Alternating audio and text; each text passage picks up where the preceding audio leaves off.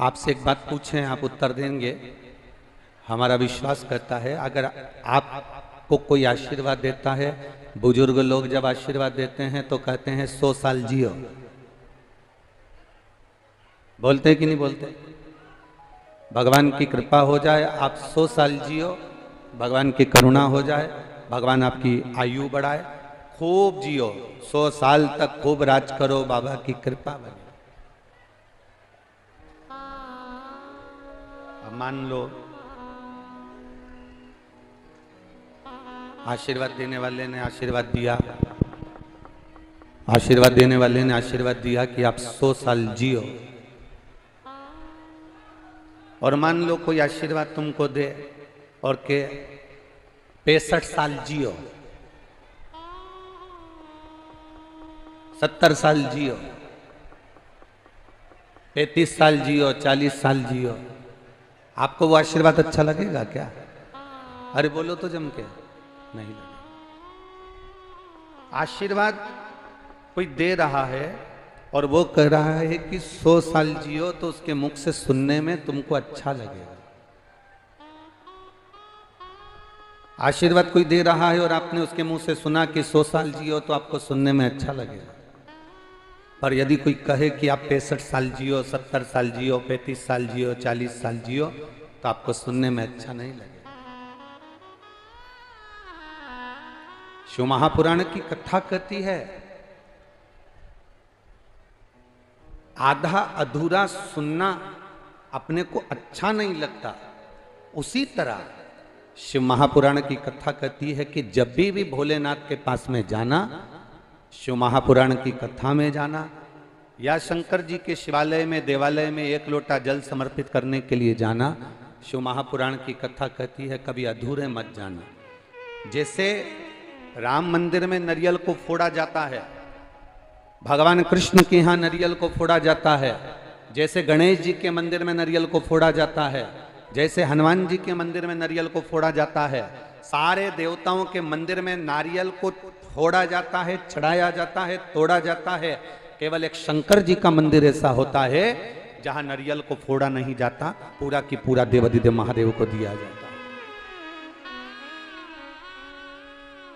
सारे देवताओं को अगर चावल का दाना टूटा भी चढ़ गया तो स्वीकार होता है, पर महादेव की कथा कहती है कि मुझे 1 किलो, 2 किलो, 5 किलो या 1 मुट्ठी चावल चढ़ाने की जरूरत नहीं है। शिव की कथा कहती है एक दाना चढ़ाना, पर वो दाना खंडित ना हो, वो पूर्ण हो, पूर्ण, आधा नहीं चाहिए, टूटा हुआ नारियल नहीं चाहिए। बाबा की कथा कहती है कि मुझे जो देना वो पूर्ण समर्पित होकर देना, मुझे जो देना वो पूरा की पूरा आखा की आखा देना। आखा की आखा दीजिए, पूर्ण दीजिए, उसको तोड़ा ना जाए। शिव महापुराण की कथा कहती है, भगवान शंकर का संवाद कहता है, शिव महापुराण की कथा कहती है कि भगवान के मंदिर में जाना या शिव महापुराण में जाना, आधे मत जाना।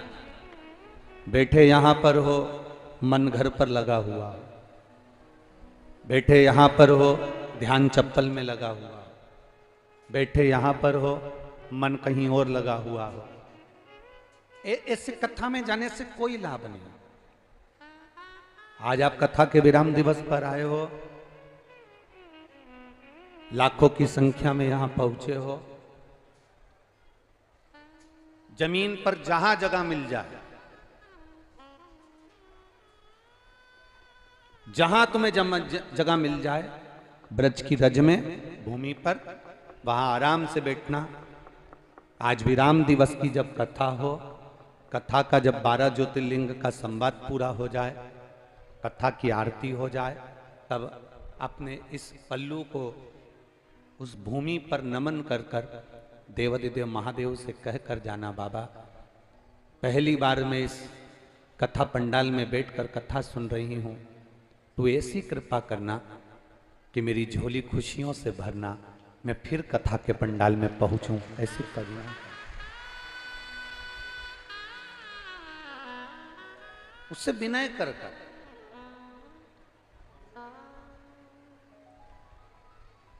जहां जगह मिले वहां बैठकर उससे प्रार्थना कर कर दिल से जाना। वो दिल से देता है।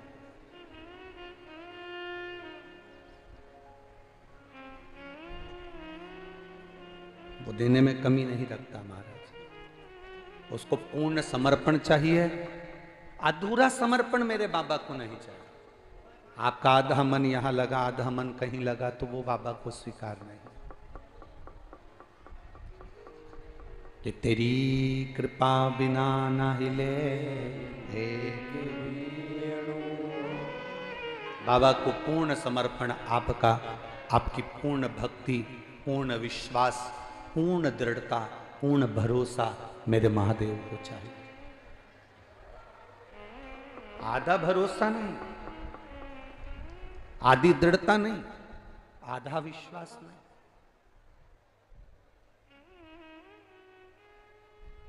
एक पति पत्नी नाव में घूम रहे थे, जहाज में, और जहाज में घूमते घूमते पति पत्नी दोनों जहाज में जा रहे थे। जाते जाते जहाज में समुद्र के अंदर भयंकर लहरें चालू हो गई, सुनामी लहरें पड़ने लगी।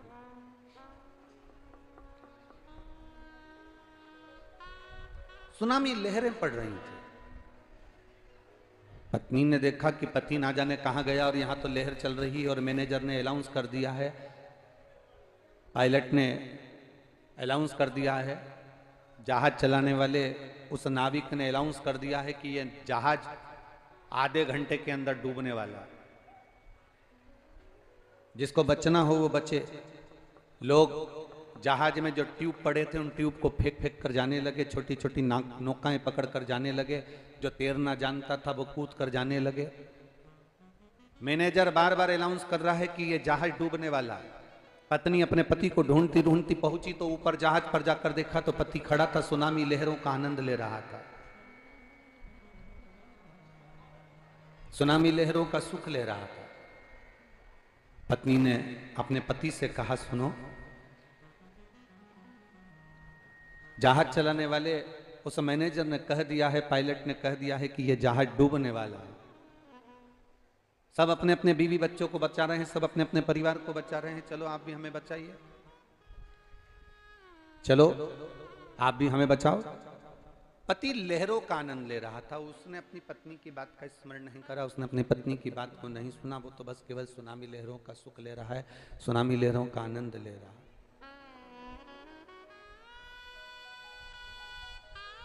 थोड़ी देर बाद पत्नी नीचे गई, फिर वापिस ऊपर आने के बाद पत्नी ने फिर कहा, देखो मैं मर जाऊंगी, सब अपने अपने पत्नी और बच्चों को बचा रहे हैं, आप मुझे बचाओ, मैं मर जाऊंगी। मुझे लगता है कि तुम मुझे मरा हुआ देखना चाहते हो, इसलिए बचाना नहीं चाहते। तुम मुझे मरा हुआ देखना चाहते हो, इसलिए मुझे बचाना नहीं चाह रहे। मैं जान गई हूं आपकी राय, मैं आपको समझ गई हूं अच्छे से, आप मुझे मरा हुआ देखना चाहते हो। इतने में पति को क्रोध आया। पति ने जेब में से बंदूक निकाली, पत्नी के सिर पर रख दी। मरो मरो करती है, मैं तुझे अब भी मार डालता हूं। बंदूक निकालकर पति ने अपनी पत्नी के सिर पर रखा और कहता, अभी तुझे मार डालता हूं। पत्नी हंसने लगी, पत्नी मुस्कुराने लगी। पति हंसी ठाका लगाकर, पति ने पूछा क्या हुआ? पत्नी कहती है, मैं जानती हूं कि तुम मेरे पति हो, तुम मुझे मार नहीं सकते, ये मैं अच्छे से जानती हूं। पति ने कहा, तेरे सिर पर बंदूक रखी है, खटका दबने वाला है, और तू कह रही है कि मैं तेरा पति हूं, तुझे मार नहीं सकता। उसी तरह जैसा तेरा मुझ पर भरोसा है, पति कहता है मुझे मेरे भोलेनाथ पर भरोसा है, वो मुझे डूबने नहीं दे सकता। मुझे मेरे भोलेनाथ पर भरोसा है, वो मुझे डूबने नहीं देगा, वो डूबने नहीं दे सकता। भरोसा टूटे कैसे? एक पत्नी ने लिखा है, गुरुजी,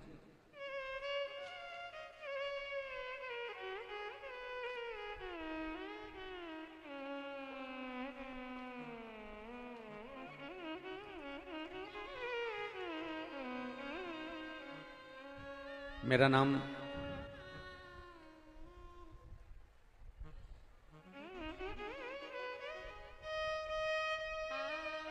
शिवानी गुप्ता है। मैं उत्तर प्रदेश छिबरा मऊ,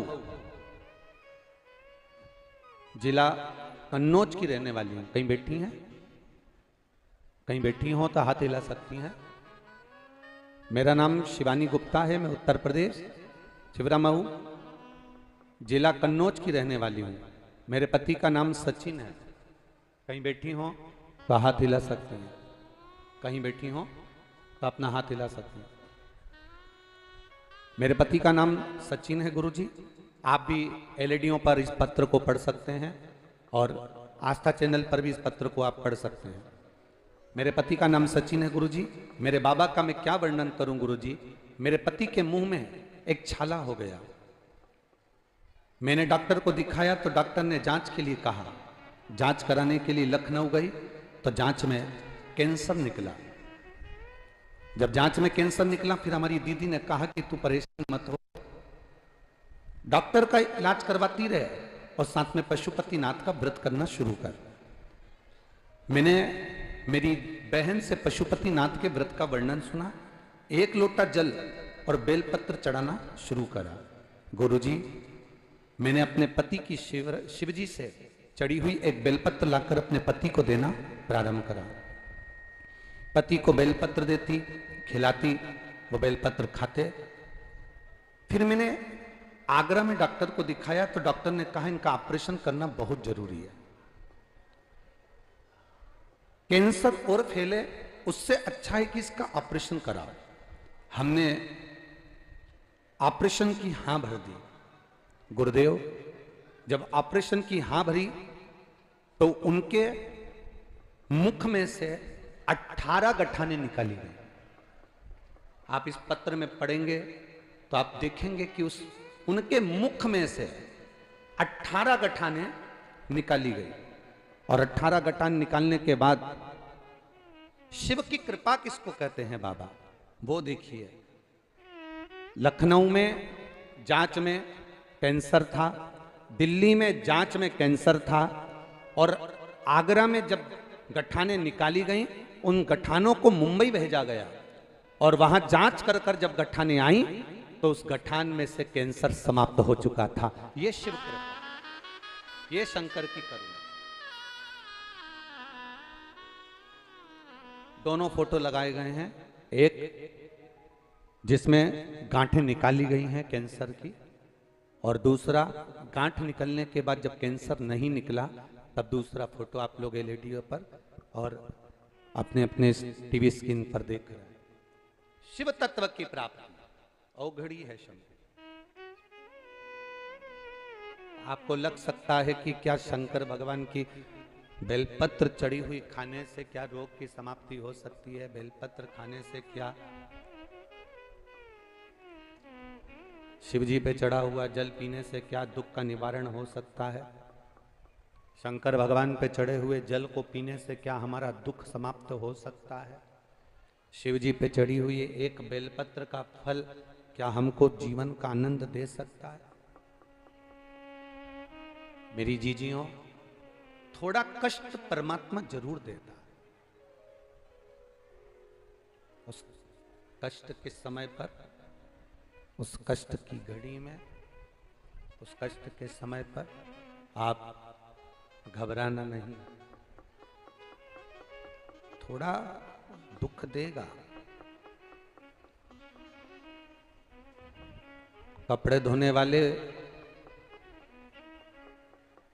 किसी नारी या पुरुष को देखना जो कपड़े को धोता है ना, जो कपड़े को धो रहा है उस नारी पुरुष को जरा देखिएगा। थोड़ा आवाज सब दूर की बढ़ा के रखो, लोग बाग पीछे से करें। सब जगह की आवाज बढ़ा दो, भीड़ बहुत ज्यादा मात्रा में है तो आवाजें उधर बाहर की सब जगह की आवाज बढ़ाओ।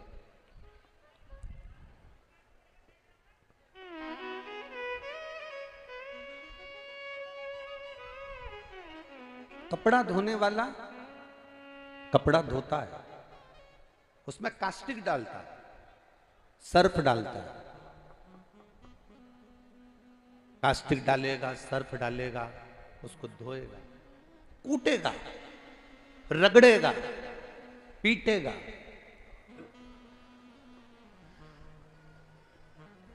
तब जाकर कपड़ा उज्जवल हो पाता है, साफ हो पाता है। तब कपड़ा साफ हुआ, तब कपड़ा साफ कहलाया। कपड़ा उज्जवल हुआ, धोया, रगड़ा, कास्टिक डाला, उसको पानी में खंगाला, खूब कूटा पीटा, तब कपड़ा जाकर साफ हुआ। मेरा भोलेनाथ भी अपने भक्त की पूरी परीक्षा लेता है। एक बार पशुपति व्रत करा, नहीं फल मिला, घबराना नहीं। इस माता ने पत्र में लिखा, मैंने पशुपति नाथ का व्रत किया, उसके बाद मेरे पति का ऑपरेशन हुआ। माता लिख रही, मुझे लगा था कि मैंने व्रत करा है तो ऑपरेशन नहीं होगा। अगर ऑपरेशन नहीं होता, मेरा बाबा ऑपरेशन नहीं करवाता, तो तुम यही भ्रम में रहती कि इसको कैंसर है। तुम इसी भ्रम में रहती कि इसको कैंसर है। पर बाबा ने, भले तूने पशुपति व्रत करा, पर तूने विश्वास बाबा पर करा, तो ऑपरेशन हुआ, 18 गांठें निकली, जांच के लिए गई मुंबई, तब वहां से रिपोर्ट आई कि इसको कैंसर नहीं है। तब तेरे हृदय में सुकून हुआ कि कैंसर नहीं।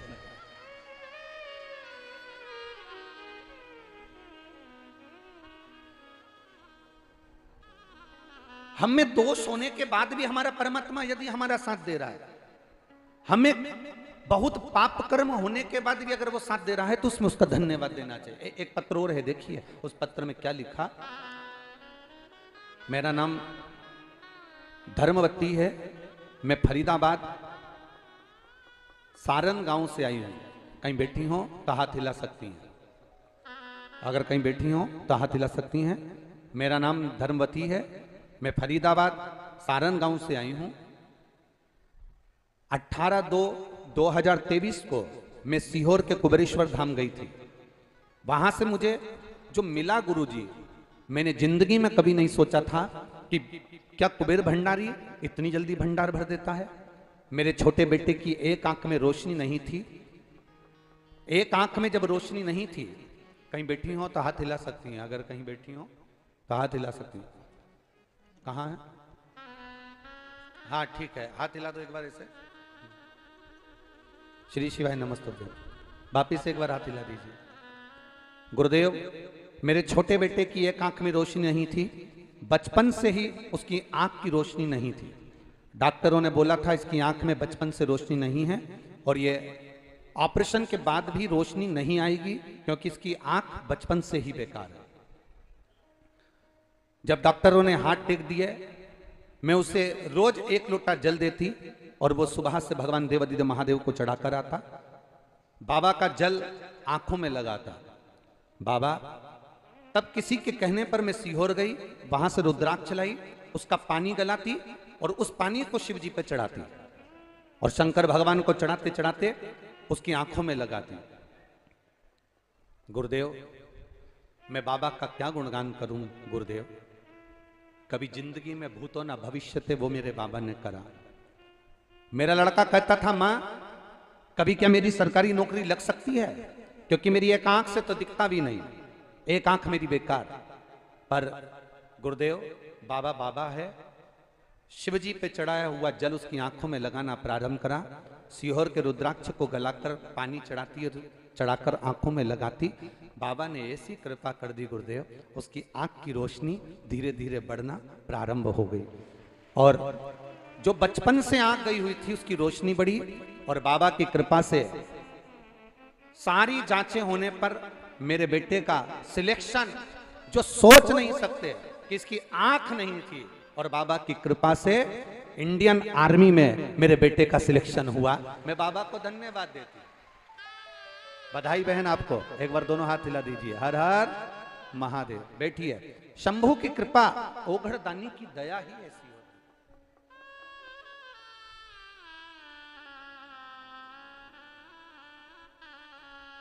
अरे खाली न जाता कोई दर से तुम्हारे, खाली न जाता कोई दर से तुम्हारे, मैं भी खड़ी हूँ नन्ही बाहें पसारे, मैं भी खड़ा हूँ नन्ही बाहें पसारे, अपने हृदय से लगा लो, गिरा जा रहा हो, उठा लो,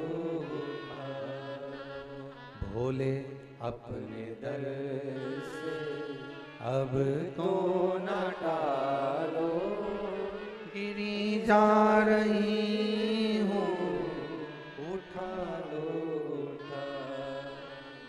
हम उस पर भरोसा करते हैं, हम उस पर विश्वास करते हैं, हम उस पर दृढ़ता रखते हैं, हम उसके भरोसे जीते हैं। जब हम उसके सहारे जीते हैं, हम उसका भरोसा रख कर जीते हैं, जब हम उसके भरोसे पर चलते हैं, तो वो भी हमारा हाथ पकड़कर पार करता है, हाथ पकड़कर पार करता है। ए मेरी ब्रज की जीजियों और मेरे ब्रज के जीजाओं, मेरी बेटियों, मेरे बेटाओं, एक बात का स्मरण आपकी जिंदगी में रखना, एक बात का स्मरण आपके जीवन में रखना, वो पिता है जगत का। भगवान नारायण के भी अगर कोई पिता कहलाए हैं तो वो देव अधिदेव महादेव कहलाए हैं। भगवान नारायण के भी अगर पिता कहलाए हैं तो भगवान शिव कहलाए, भगवान शिव कहलाए, वो जगत का पिता। और जो जगत का पिता है वो आपका भी पिता है। कभी बाप अपनी बेटी को, कभी पिता अपने पुत्र को, पुत्री को कभी दुखी नहीं देख सकता। आप इतना जरूर करो कि उसके मंदिर में रोज एक लोटा जल चढ़ाना प्रारंभ करो। मैं बेटियों से कहूंगा, बेटियों से कहूंगा, संकोच मत करना कि हम इतने पढ़े लिखे, हम अप टू डेट, हम इंग्लिश स्कूल में पढ़ रहे हैं, हम सीबीएसई कोर्स से पढ़ाई कर रहे हैं, हम ऐसा कर रहे हैं, मैंने इतना अच्छा एजुकेशन किया, सब कुछ करा आपने, पर एक बार बाबा पर भरोसा कर कर देखो, एक बार उसकी शरणागति में जाकर देखो, जो सुख तुमने कभी नहीं पाया होगा वो उसके चरणों से प्राप्त कर लो, उसके चरणों से मिलो।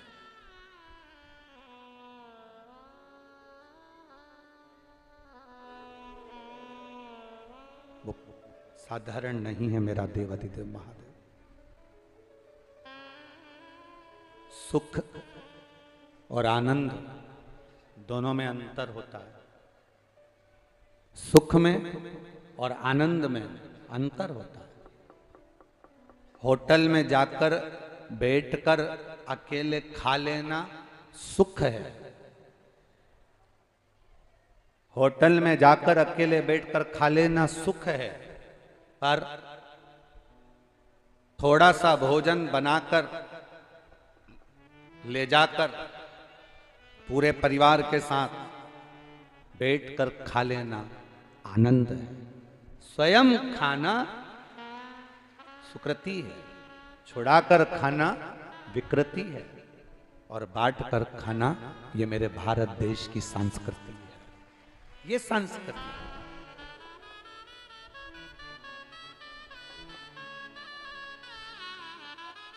कोई कल सौरभ भैया अग्रवाल जी कह रहे थे, सौरभ भैया कल कह रहे थे शाम के टाइम पर, गुरुजी लाखों शादियां होंगी परिवार में, हजारों जन्मदिन की पार्टियां होंगी परिवार में,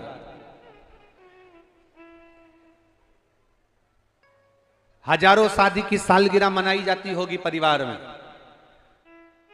पूरा परिवार बहुत बड़ा है, पर गुरुदेव जो आनंद इस शिव महापुराण की कथा में 7 दिन मिला, वो आनंद जिंदगी भर कभी नहीं मिल सकता। हमने कहा सौरभ भैया आपके माता पिता का पुण्य है, आपकी धर्म पत्नी का पुण्य है, परिवार का पुण्य है, और हम तो कहेंगे श्री सुभाष चंद्र अग्रवाल जी, आपके भी माता पिता का कोई पुण्य है, दादा परदादा का कोई पुण्य है, जो ये ब्रज की धरा पर दामोदर मास कार्तिक महीने में ये 7 दिवसीय शिव महापुराण की कथा ये लाखों भक्तों के कानों में श्रवण करवा दिया। जितना बना, जिस भक्त से जितना बना, उसने उस भक्त ने उतनी उतनी सेवा करी। कार्यकर्ताओं ने भी दिल से जैसी जैसी सेवा बन सकती थी वैसी करी। हाईवे के इतने नजदीक इस कथा का होना बहुत कठिन काम है। यह हमारे जीवन की पहली ऐसी कथा है जो हाईवे के इतने नजदीक हो रही है और जिसको पुलिस प्रशासन ने इतना बढ़िया तरीके से संभाला कि शायद कोई नहीं संभाल सकता, शायद कोई नहीं संभाल सकता। जब लाखों भक्त गाड़ियां लेकर आते हैं और लाखों भक्त जब बाहर निकलते हैं रोड पर, तो कम से कम 9-9, 10-10 घंटे, 11-11 घंटे तक जाम नहीं खुलता है। पर 3 घंटा, 2.5 घंटा, 3 घंटा, 3.5 घंटा, 4 घंटे में सब गाड़ियां अपने अपने गंतव्य की ओर जाना प्रारंभ हो जाती है। ये साधुता है यहाँ उत्तर प्रदेश पुलिस की, बहुत बहुत साधुता। इसको कहेंगे कि यहाँ की उत्तर प्रदेश पुलिस की जागरूकता है, बहुत साधुता। शिव कृपा बिना। आज हमने एक पत्र, जो हम जहां अग्रवाल वाटिका में रुके हुए हैं वहां पर किसी ने एक पत्र कल काउंटर पर दिया होगा, वो पत्र हमने पढ़ा। उस पत्र में लिखा था, उस पत्र में था कि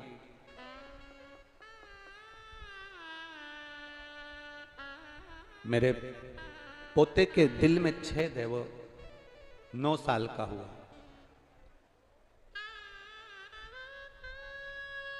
और वो 9 साल का बेटा है, उसके दिल में छेद है। पत्र हम जहां रुके हैं अग्रवाल वाटिका में वहां रखा है। और मेरा पोता 9 साल का, उसके बेटा है, उसका पोता नहीं बेटा, उसके हृदय में छेद। बहुत गरीब हैं हम। मैं दूसरे के यहां पर बर्तन मांजती हूं और बर्तन मांजने का कार्य करती हूं। डॉक्टर ने बेटे के ऑपरेशन का बोला है और ऑपरेशन कराने का कहा।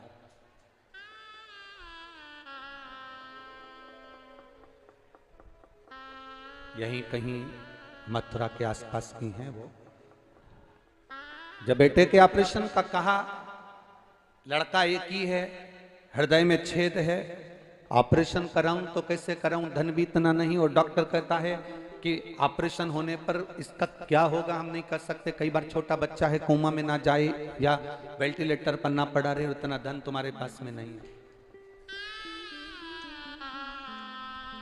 इतना धन नहीं है, इतना पैसा नहीं। तब किसी जगह पर जब वो बर्तन मांजने के लिए गई और वहां टीवी पर कथा सुन रही थी, और वो सेठानी के साथ में जमीन पर बैठकर कथा सुनने बैठ गई। और कथा में उसने पीपल के पत्ते का उपाय श्रवण कर लिया। उस दिन वो उसको उपाय भी मिल गया कि पीपल के पत्ते का अग्रभाग का सेवन, वो उसने सुन लिया। सुख सुंदरी का स्मरण कर कर और उसने अपने बच्चे को कराना प्रारंभ करा। फिर उसने वापिस सरकारी हॉस्पिटल में जांच कराई तो उसका बच्चे का जो हृदय का छेद था वो बाबा की कृपा से भर चुका था। उसने रवे का हलवा एक स्टील की कटोरी में प्लेट से ढका हुआ, उस पे सेलो टेप चिपका हुआ भेजा था। तो जो कहीं बैठी हो तो उसके स्मरण में रहे, वो ठाकुर जी ने भोग लगा लिया है और बाबा ने पाया। उसने पत्र में लिखा, गुरुदेव मैंने अपनी सेठानी जी से छुट्टी मांग ली है इस कथा के लिए, और मेरे पास इतना धन नहीं है, तो मैंने सेठानी जी से अपनी 1 महीने की तनख्वाह 800 रुपये उनसे ले लिया है। 800 रुपए मैंने तनख्वाह ली तो सेठानी ने पूछा ये तनख्वाह का क्या करेगी इतनी जल्दी, अभी तो दिवाली भी नहीं आई। कहा भोले बाबा आ रहे हैं हमारे कोसी में, तो मैं छोटा सा भंडारा। 800 रुपए में भंडारा होता है? 800 रुपए में कोई भंडारा होगा? 800 रुपए का मैं तेल भी लाई, आटा भी लाई, और गुरुदेव मैं 3 किलो आटे की पूड़ी बनाकर लाकर मैंने बहुत सारे लोगों को खिलाया, क्योंकि मेरा बेटा ठीक हो।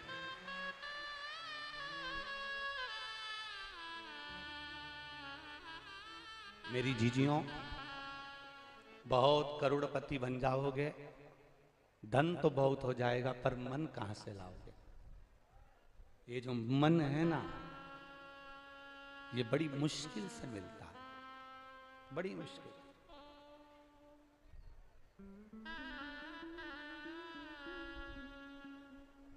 ये कोसी की कथा में हरियाणा से, दिल्ली से, नोएडा से, मथुरा से, गोवर्धन से, बरसाना से, आसपास के गांव से, आगरा से, कहीं अलवर से, ना जाने कहां कहां से लोग आए। कोई खिचड़ी बांटता रहा, कोई पूड़ी बांटता रहा, कोई बिस्कुट, कोई पानी, कोई कुछ बांटता रहा। धन्य है आप, धन्य। उस माँ ने लिखा अपने पत्र में, मेरा बाबा कोसी आया है। उसने एक लाइन बड़ी सुंदर लिखी, मैं मेरे मायके नहीं गई क्योंकि मेरे मायके में मुझे पूछा नहीं जाता।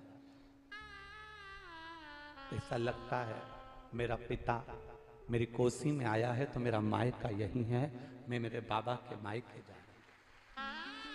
शिव है। आपका भरोसा इतना पक्का है, आपकी दृढ़ता इतनी पक्की है, जब विश्वास दृढ़ हो जाता है कि शिव है हमारे साथ में, मेरा शंकर है, मेरा ओघड़ी है, तो फिर वो भटकने नहीं देता, वो डूबने नहीं देता।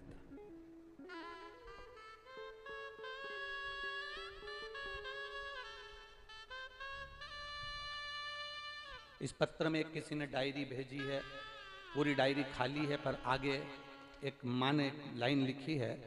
उन्होंने लिखा, मैं संपूर्ण ब्रजवासियों की तरफ से, आप एलईडी पर इस पत्र को पढ़िए, आस्था चैनल पर इस पत्र को पढ़िए, मैं नमन करती हूं संपूर्ण ब्रजवासियों की तरफ से, कोटि कोटि प्रणाम करती हूं। मेरा नाम रश्मि है, पति का नाम जगन सिंह है, मेरा मायका मथुरा है। कहीं बैठी हो तो हाथ हिला सकती है, अगर कहीं बैठी हो तो अपना हाथ हिला सकती है। मेरा नाम रश्मि है, पति का नाम जगन सिंह है, मेरा मायका मथुरा है, मैं अपने ससुराल आगरा से आई हूं। हम 3 लोग आए हैं गुरुजी यहां। गुरुदेव जब पत्र में लिखा उन्होंने, द्वापर था तब मेरे शंकर भगवान कृष्ण जी से मिलने के लिए आए थे। आज कलयुग में ऐसा लग रहा है कोसी में वापिस महादेव कृष्ण से मिलने के लिए आए वापिस। आज लग रहा है कि मेरा शिव वापिस इस ब्रज की धरा में मेरे ठाकुर से मिलने के लिए आया। ये विश्वास, आपकी दृढ़ता।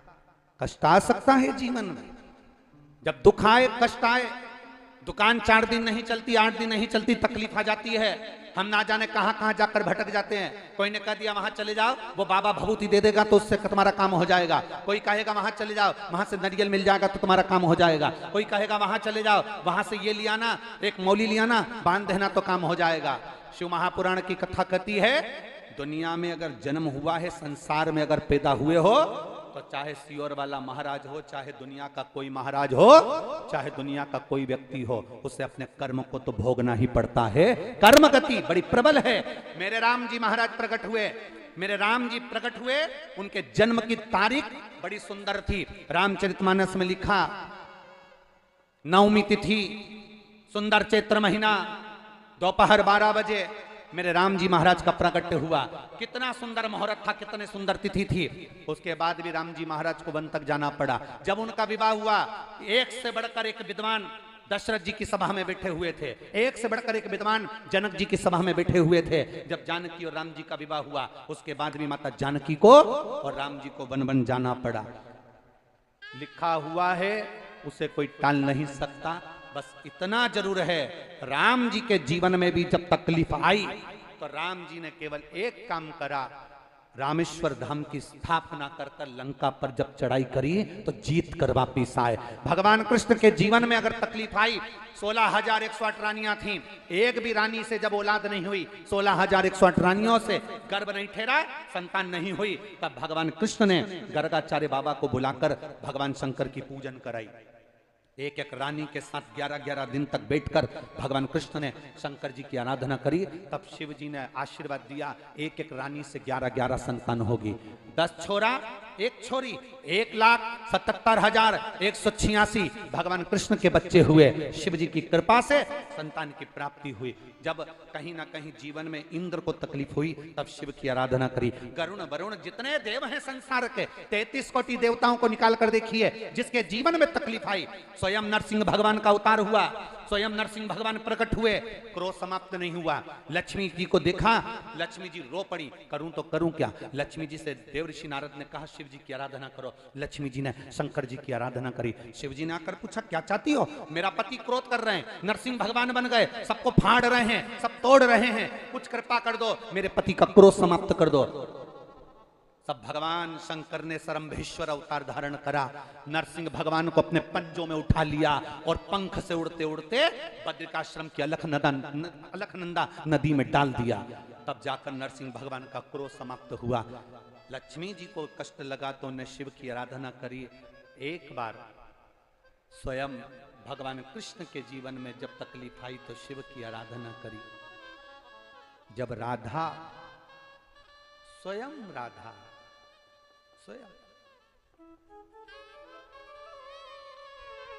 स्वयं राधा, आप लोगों ने पुराणों में पढ़ा है कि नहीं पढ़ा, कभी अगर मौका मिले तो एक बार देवी भागवत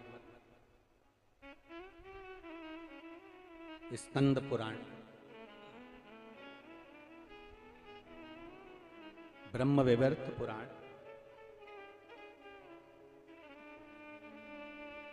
काली चरित्रामृत, एक बार अगर समय मिले तो आप इनको पढ़ेंगे तो उसमें आपको मिलेगा। ये दुनिया के लोग जो राधे राधे कहते हैं, राधा है कौन।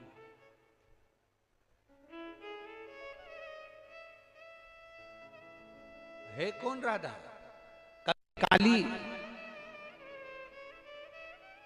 रसअमृत को पढ़ना, कभी स्कंद पुराण को पढ़ना, कभी मौका मिले एक बार देवी भागवत को पढ़ना, उसमें आपको मिलेगा ये राधा और कोई नहीं, शंकर का ही एक स्वरूप है, और कृष्ण और कोई नहीं, मां काली पार्वती का ही एक स्वरूप है, ये दूसरे नहीं, दोनों एक स्वरूप। आप कभी पढ़िए, और अगर पोथी पढ़ने का भी समय ना मिले, पुराण पढ़ने का भी समय ना मिले, तो एक बार नेट पर सर्च कर कर देखना। अगर पोथी और पुराण भी नहीं उठा सकते, इतना समय नहीं है, तो एक बार सर्च कर कर देखना कि भगवान शंकर और भगवान पार्वती, माता पार्वती और शिव कैलाश धाम पर बैठे आनंद के साथ विहार कर रहे, बैठे हुए चर्चा कर रहे, और शिव जी पार्वती को और पार्वती शिव जी से कुछ संवाद कर कर मांग लेती हैं वर। उसका एक सुख द्वापर में मिला है। आप कई माताएं कहती हैं हम भ्रम में पड़ गए गुरुजी, हम श्री शिवाय नमस्तुभ्यम बोलें कि राधे राधे बोलें, हम राधे राधे बोलें कि श्री शिवाय नमस्तुभ्यम बोलें, कि हम ओम नमः शिवाय बोलें, कि हम राम नाम बोलें, कि हम कौन सा नाम बोलें। हम कहते हैं तुम जो चाहो वो बोलो, तुम राधे राधे बोलती हो बोलते रहो, क्योंकि राधा भी शिव है और शिव भी राधा है। तुम्हें जो बोलना है बोलो, तुम राम भी कर रहे हो तो वो मेरा शंकर का गुणगान है, तुम शिव भी कर रहे हो तो मेरे राम और कृष्ण का गुणगान है। दुनिया के लोगों में भेद हो सकता है पर देवताओं में कभी भेद नहीं हुआ। लोगों ने कह दिया राम हमारे, कोई कहता है कृष्ण हमारे, कोई कहता राधा रानी हमारी, कोई कहता है दत्ता हमारे, कोई कहती है देवी हमारी, कोई कहता है ये हमारे, कोई कहता है वो हमारे। पर शिव महापुराण कोई भेद नहीं करती। शंकर जी के ऊपर जो कलश रखाता है जिसमें से बूंद बूंद पानी टपकता है, उसके 3 पाए होते हैं। कभी भी कलश रखने वाले उस त्रिकोणी के पाए 4 नहीं होते, 3 पाए होते हैं, ब्रह्मा, विष्णु और महेश।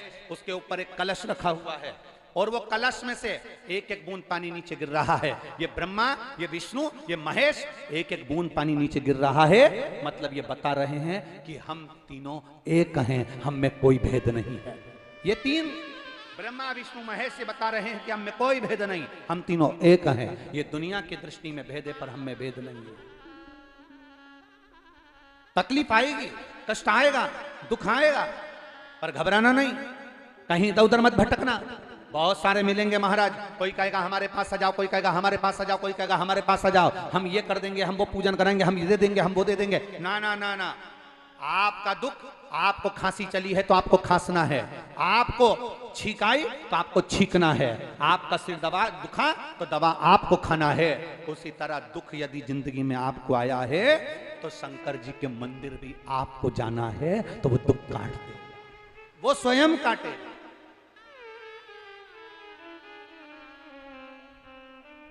अच्छा आपसे पूछें, ए ब्रजवासियों, ए मेरी जीजियों, ए मेरे जीजाओं और मेरी बेटियों, मेरे भाई, मेरे बेटे, बताएं, जब घर में कर्जा बढ़ जाता है, बहुत ज्यादा कर्जा हो जाता है, तो घर में जो सोने की रकम होती है, जो सोने का सामान होता है, वो सुनार की दुकान पर चले जाता है। बोलो सही है कि गलत है? अरे बोलो तो जम के। कर्जा बढ़ने पर घर का, बहू का, माता का, पिता का जो सोना है, अंगूठी है, चेन है, कुछ सामान है, ब्रेसलेट है, तगड़ी है, हार है, कुंडल है, इतने दिन तक वो अलमारी में रखा रहा, इतने दिन तक वो तिजोरी में रखा रहा। कर्जा होने पर घर का सामान, घर का सोना सुनार की दुकान पर, गिरवे वाले की दुकान पर पहुंच जाता है, भैया ये रख लो। तो दुकान वाला भी कहता है क्यों उस घर का सोना लिया है, भाभी जी का जेवर लिया है, माता जी का पूरा जेवर लेकर आ गए, क्यों? तो उसने कहा बहुत दुख का समय चल रहा है, इसलिए सोने को तुम्हारे पास लेकर आया हूं। बहुत दुख का समय चल रहा है, कर्जे में हो गया, दुख का समय है, तकलीफ का समय है, इसलिए घर का सोना जो अलमारी में रखा रहता था, वो घर का सोना, घर का जेवर सुनार की दुकान पर पहुंच जाता है। दुख की घड़ी में, तकलीफ की घड़ी में घर का सोना जब सुनार की दुकान पर जा रहा है, तो ये कथा कहती है दुख की घड़ी में सोना दुकान पर जाए उससे अच्छा है दुख की घड़ी में आप महादेव के मंदिर तक जाओ, तो जीवन की सार्थकता। सोना दुकान पर जाने से तुम्हें सुख का अनुभव कितना होगा, कितना कर्जा चूकेगा। अगर सोना देवी दोगे, थोड़ा बहुत सोना अगर दो दोगे, थोड़ा बहुत पैसा आ जाएगा तो पूरा कर्जा थोड़ी ना चूक जाएगा। पर देवाधिदेव महादेव की भक्ति में लग गए, भगवान शंकर के गुणगान में लग गए। तो उस माँ ने लिखा कि एक आंख खराब हो गई थी, बचपन से आंख में दिख नहीं रहा था, तो भी जब इंटरव्यू देने का समय आ गया, तब इस अवस्था में क्या आंख ठीक हो सकती है जो बचपन में नहीं हुई, जो जवानी में ठीक हो सकती है? पर विश्वास अटल था, भरोसा पक्का था, इसलिए बाबा ने कृपा भी पूर्ण की, विश्वास जड़ी,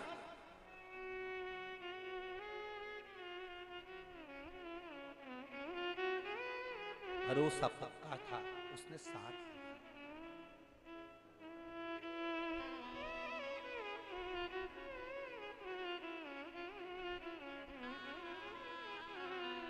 अधूरी शादी में अगर आप आधी शादी छोड़कर अपने घर चले जाओगे तो केवल खाना खाकर जाओगे। बोलो सही है? अगर पूरी शादी कर कर जाओगे तो आखिरी में विदाई भी लेकर जाओगे। बोलो सही है कि गलत है? अरे जम के तो बोलो जरा, सही है ना? आधी शादी में घर वापस जाओगे तो केवल खाना खाओ, रिसेप्शन अटेंड करो, अपने घर चले जाओ। ना साड़ी मिली, ना डब्बा मिला, ना कोई सामान मिला, ना मिठाई का डब्बा, ना साड़ी, ना कोई रकम, कुछ नहीं मिली। क्यों? अरे आई क्या थी, मुंह दिखाकर चली गई, खाना खा के चली तो गई, बहुत है, जाओ। पर जो आया है शादी में, पहले दिन आया, 2 दिन नहीं आया, बुलौए में आया, 3 दिन नहीं आया, आखिरी दिन आया, पूरी शादी कराकर भावर कराकर छोरी को घर लेकर बहू घर में आ गई, तब जाए। अब जाऊं साहब तो इतने में घर के लोगों ने भी कह दिया मामी जी जा रही है, काकी जी जा रही है, खाली हाथ नहीं जाए, मिठाई का डब्बा लाओ, साड़ी लाओ, सामान लाओ, देव बुलौआ का सामान, बतासा, गेहूं, चावल जो मिला वो मामी जी को दिया, इनको देव, काकी जी को दिया, इनको देव, क्योंकि ये पूरी शादी करा कर जा रहे हैं। शिव महापुराण की कथा की आप भी आज कथा के विराम दिवस पर आए हो, कथा की आरती हो, कर्पूर गौरम हो, तब यहां से जाएं तो मेरा बाबा भी कहता है ये मेरी पूरा आशीर्वाद प्राप्त कर कर जाए, खाली हाथ ना जाए, ये आनंद लेकर पूर्णता में। मेरे बाबा को आधा चावल पसंद नहीं, मेरे बाबा को आधा नारियल पसंद नहीं, मेरे बाबा को कुछ खंडित वस्तु पसंद नहीं, वो पूर्ण रखता है, पूर्ण देता है। मेरा शिव बाबा, मेरा ओघड़दानी, मेरा शंकर, मेरा त्रिकालदर्शी, कैलाशी, अविनाशी आधा नहीं देता, पूरा देता, पूरा ले जा पूर्ण।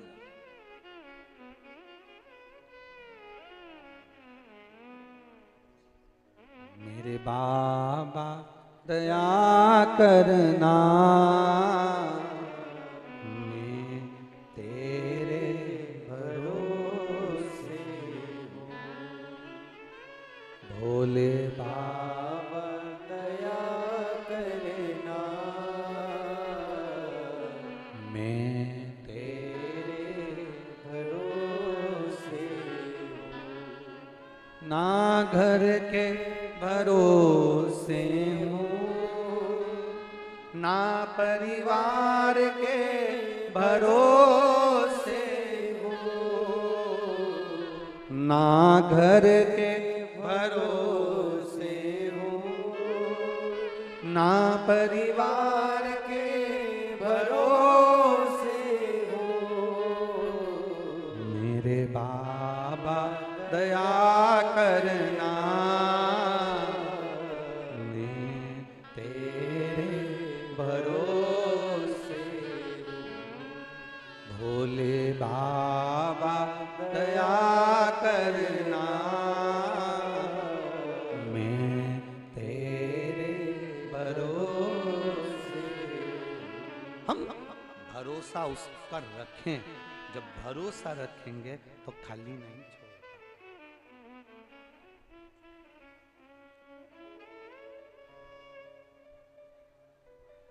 मुझे तेरा ही सहारा है, मेरे भोले बाबा। आता है आप लोगों को सबको? एक लाइन पहले आप बोलो, इसके बाद हम बोलेंगे। मुझे तेरा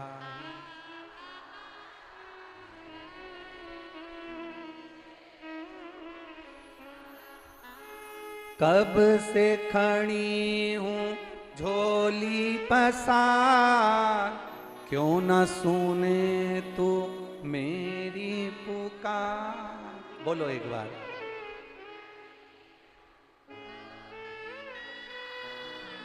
क्यों न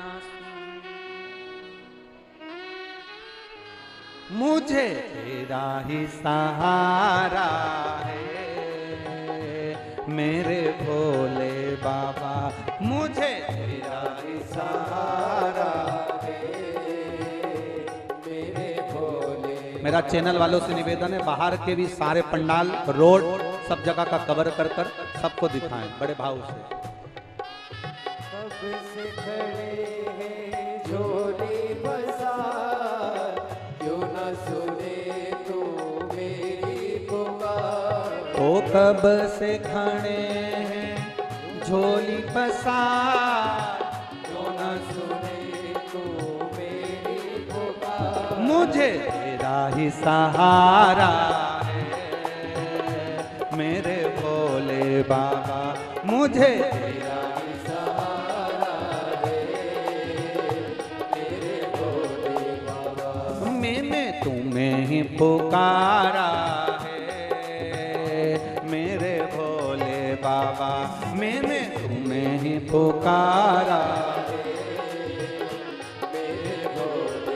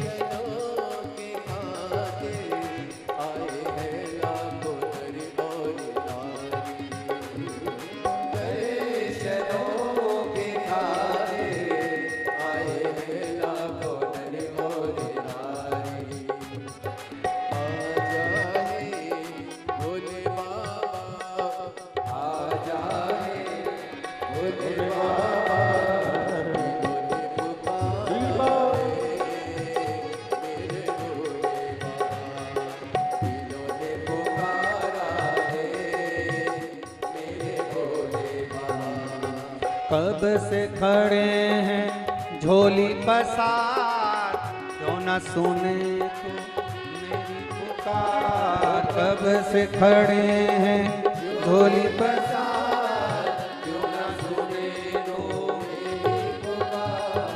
तेरा ही सहारा है मेरे भोले बाबा, मुझे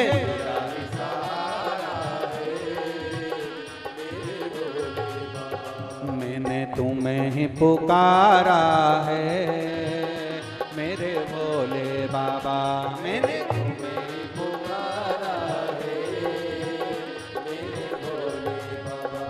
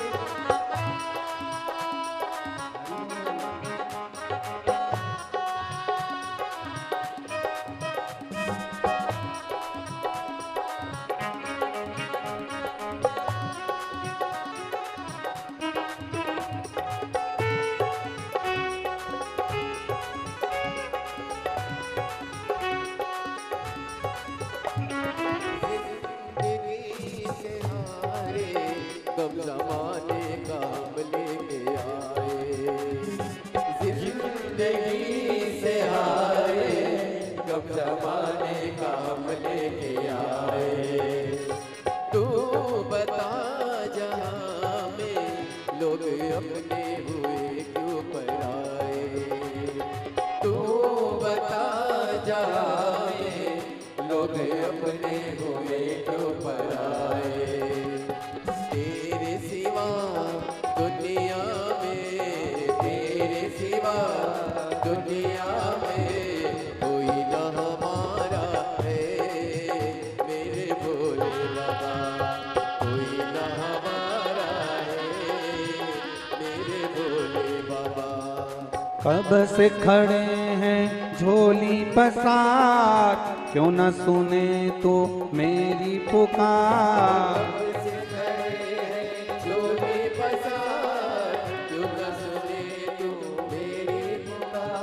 ओ कब से खड़े हैं झोली पसार, क्यों न सुने तू मेरी पुकार। कब से खड़े हैं झोली पसार, क्यों न सुने तू मेरी पुकार। मुझे तेरा ही सहारा है मेरे भोले बाबा, मुझे तेरा ही सहारा है मेरे भोले बाबा।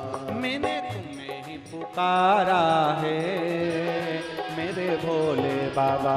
मैंने तुम्हें पुकारा है मेरे भोले बाबा। मुझे तेरा ही सहारा है मेरे भोले बाबा। मुझे तेरा ही सहारा है मेरे भोले बाबा। मैंने तुम्हें ही पुकारा है मेरे भोले बाबा। मैंने तुम्हें ही पुकारा है मेरे भोले आर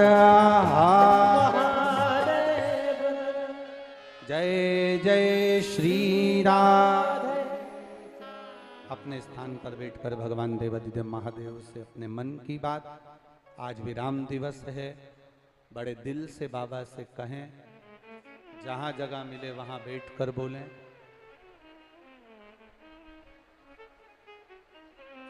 जहां स्थान मिल जाए वहां बैठ जाओ और दिल से बोलो, भाव से करो।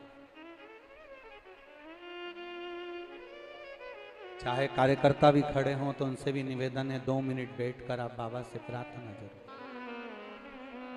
बार बार तो हमारा इधर आना नहीं होगा, पर बाबा की कृपा आप सब पर हुई है, बड़ी करुणा हुई है, तो आज दिल से बाबा से प्रार्थना करो। देखो, शिव महापुराण की कथा इतनी सरलता में मिलती नहीं, सब मिल सकता है, पर शिव महापुराण की कथा इतनी सरलता में नहीं मिलती। वो तो बाबा की कृपा है जो आपको मिली है। और आगे जहाँ जहाँ कथाएं हैं, जैसे 15 से 19 नवंबर को धूलिया महाराष्ट्र में धूले में है, फिर 21 तारीख से 25 नवंबर तक कार्तिक के ही महीने में सुंदर पचवीगन कार्तिक के पीछे पीछे के 5 दिन का जो आनंद है, कहते हैं पूरे कार्तिक महीने का फल मिल जाए। तो भगवान राम जी जिस पंचवटी में पहुंचे थे, ऐसी पंचवटी नासिक में 21 नवंबर से 25 नवंबर तक सुंदर शिव महापुराण की कथा नासिक की पवित्र भूमि पर मां गोदावरी के पावन तट पर होगी। जहां से त्र्यंबकेश्वर भी नजदीक में है, तो बाबा का एक ज्योतिर्लिंग का भी भाव हो जाएगा। और सुंदर नासिक की धरा पर 21 से 25 नवंबर तक कथा है। 28 नवंबर से 2 दिसंबर तक ददरुआ धाम सुंदर आनंद के साथ में श्री डॉक्टर हनुमान जी के चरणों में कथा रहेगी। 5 दिसंबर से 11 दिसंबर तक बड़े जटाधारी जलगांव महाराष्ट्र में शिव महापुराण की कथा रहेगी। 16 दिसंबर से 20 दिसंबर तक अमरावती में रहेगी। तो ये तो शिव की कृपा से मिला।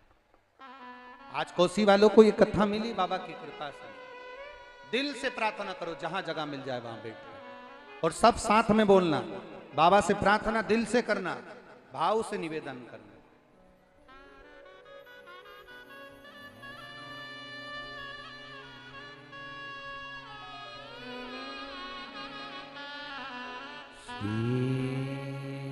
शिवाय नमस्तु, श्री शिवाय नमस्तु, श्री शिवाय नमस्तु, श्री शिवाय नमस्तु, श्री शिवाय नमस्तु। भोला सब दुख काटो मारा, ओ भोला सब दुख काटो मारा।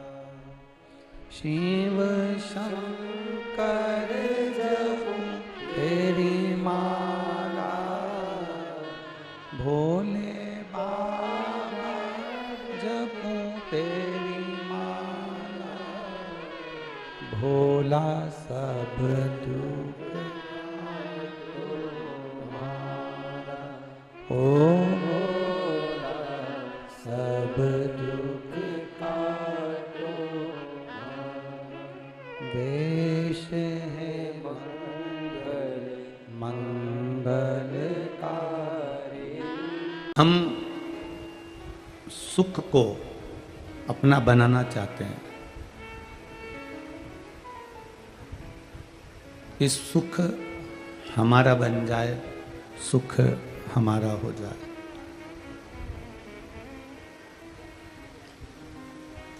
पर शिव महापुराण की कथा कहती है, सुख और दुख ये दोनों मेहमान की तरह हैं। थोड़ा समय आता है अच्छा, फिर चले जाता है, फिर बेकार समय आ जाता है, फिर वो चले जाता है, फिर वापस अच्छा समय आ जाता है, फिर वो चले जाता है, फिर बेकार आया, वो चले गया। सुख और दुख ये अतिथि की तरह है, मेहमान की तरह है, जाना आना इनका लगा रहता है। पर शिव महापुराण की कथा कहती है सुख दुख अतिथि की तरह आएंगे और जाएंगे। शिव तत्व कह रहा है, शिव महापुराण कह रही है, सुख दुख भले अतिथि हों, पर मेरे भोलेनाथ को, मेरे डोलेश्वर महादेव को, मेरे पशुपति नाथ को, कुबेर भंडारी को, मेरे शंकर को, मेरे विश्वनाथ को तुम अपने परिवार का एक सदस्य बना लो। क्योंकि सुख दुख तो आएंगे और जाएंगे, पर महादेव हमारे परिवार का सदस्य बन जाए। मेरे भोलेनाथ, मेरे शंभू, मेरे त्रिकालदर्शी, मेरे कैलाशी, मेरे शंकर अपने परिवार के एक सदस्य बन जाए। फिर अतिथि कितने भी आए और अतिथि कितने भी जाएं, कितने भी मेहमान आ रहे हो, कितने भी जा रहे हो, सुख कितना भी आ रहा हो, दुख कितना भी आ रहा हो, सुख दुख कितना भी आना जाना चालू हो, कितना भी आना जाना चालू हो, उससे कोई मतलब नहीं पड़ता। सबसे मूल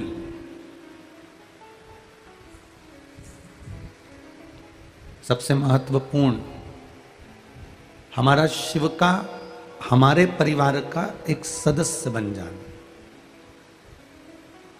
और जब भोलेनाथ जी अपने परिवार के सदस्य बन जाएंगे, शंकर भगवान अपने परिवार के सदस्य बन जाएंगे, तो जो घर का सदस्य होता है वो घर में घर जैसा रहता है, अतिथि जैसा नहीं रहता, मेहमान जैसा नहीं रहता। आपके जीवन में थोड़ा सा भी कष्ट आएगा तो जो घर का सदस्य है वो भी दुखी हो जाएगा। आपके जीवन में थोड़ी सी खुशी आएंगी तो जो आपके घर का सदस्य है वो भी खुश हो जाएगा।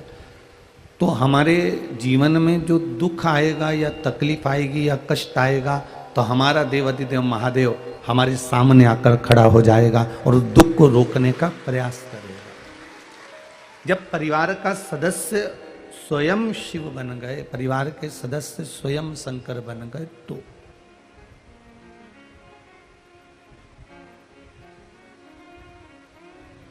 मैंने तेरे ही भरोसे बाबा, क्वालिटी नहीं आ रही है बिल्कुल भी, तेरे ही भरोसे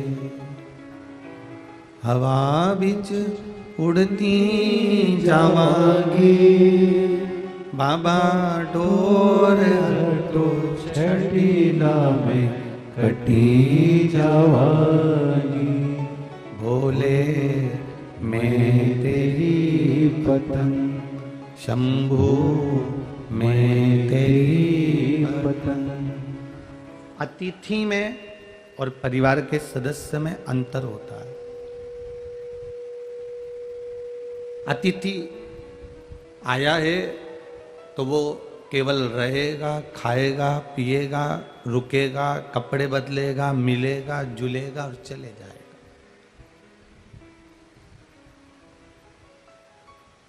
खुद के घर में और होटल में जमीन आसमान का अंतर होता है। धर्मशाला में रहना और अपने घर में रहने में जमीन आसमान का अंतर होता है। होटल में रहना और घर में रहना जमीन आसमान का अंतर होता है। होटल में, धर्मशाला में व्यक्ति आता है, चादर भी बेकार कर जाएगा, टॉवल भी बेकार कर जाएगा, वॉशरूम भी बेकार कर जाएगा, घर का पूरा जो भी होटल का सामान है उसका मिसयूज कर कर पटक कर चले जाएगा। धर्मशाला में कहीं थूक जाएगा, गंदगी कर जाएगा, कहीं कुछ कर जाएगा, कहीं कुछ कर जाएगा, पटकेगा, चले जाएगा।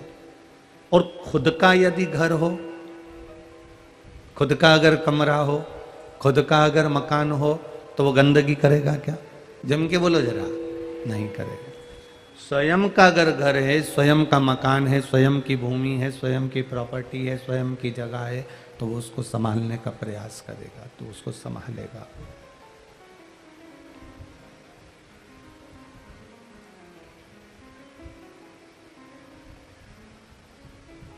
परमात्मा जिस दिन हमारा हो गया, मेरा देवाधिदेव महादेव जिस दिन हमारा हो गया, मेरा उगड़दानी त्रिकालदर्शी कैलाशी अविनाशी मेरा डोलेश्वर महादेव जिस दिन हमारा हो गया, अपना हो गया, फिर जैसे अपने घर को हम संभाल कर रखते हैं, अपने कमरे को हम सजा कर रखते हैं, अपने घर को हम संजो कर रखते हैं, अपने घर की हम सफाई रखते हैं, जिस दिन इस आत्मा का मालिक परमात्मा हो गया, उस दिन इस शरीर को संभालने की जवाबदारी उस परमात्मा की हो जाती है। फिर वो उसको संभाल लेता है, फिर वो उसको संभाल लेगा। जवाबदारी उसकी हो गई, फिर अपनी जवाबदारी समाप्त हो गई। एक छोटा सा बच्चा टेबल पे से कूदता है, जब वो अकेला रहता है ना कभी नहीं कूदता है। बच्चा जब अकेला रहेगा तो टेबल पे से कभी नहीं कूदेगा, कुर्सी पे से कभी नहीं कूदेगा, कहीं ऊंचे स्थान पर से कभी नहीं कूदेगा। जब उसके माता पिता बैठे हों, जब उसके माता पिता रह रहे हों, जब उसके माता पिता वहाँ सामने होंगे तो वो ऊंची टेबल पे से भी कूद जाएगा, ऊंचे स्थान पे से भी कूद जाएगा, ऊंची जगह से भी कूद जाएगा, क्योंकि उसको मालूम है अकेला हूँ, कूदूंगा, कोई मुझे झेलने वाला नहीं रहेगा, कोई मुझे उठाने वाला नहीं रहेगा। पर जब उसके माता पिता सामने होते हैं तब वो टेबल पे से कूद जाता है, पलंग पे से कूद जाता है, ऊंची जगह पे से कूद जाता है, क्योंकि उसको मालूम है कि सामने मेरे माता पिता बैठे हैं। हमको जिस दिन ये समझ में आ गया कि मेरे मस्तक पर, मेरे हृदय में, मेरे चित्त में, मेरे वृत्ति में, मेरे मन में मेरा महादेव बैठा है, तो आप भी कहीं पर भी कूद सकते हो। जब आपकी वृत्ति में आ जाएगा कि शिव मेरे साथ में है, भगवान भोलेनाथ मेरे साथ में है, तो आप कहीं पर भी कूद सकते हो। ये काम करना है कर लूंगा, वो काम करना है कर लूंगा। क्यों? क्योंकि काम मैं नहीं करता, प्रभु आपकी कृपा से सब काम हो रहा है। फिर मैं नहीं करूंगा, करेगा वो देवाधिदेव महादेव, क्योंकि आपके भीतर वो उतर कर बैठ गया, आपके अंदर वो आकर समा कर बैठ गया, आपकी चित्तवृत्ति में वो परमात्मा कर बैठ गया, आपकी बुद्धि में, आपके नयनों में, आपकी श्रवण शक्ति में, आपके हृदय में, सब जगह पर वही बैठा हुआ है। बस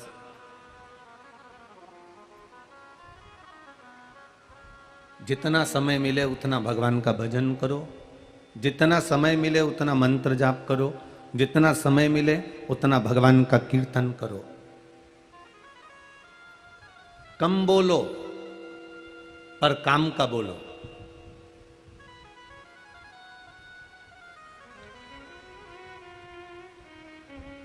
कम बोलो, काम का बोलो।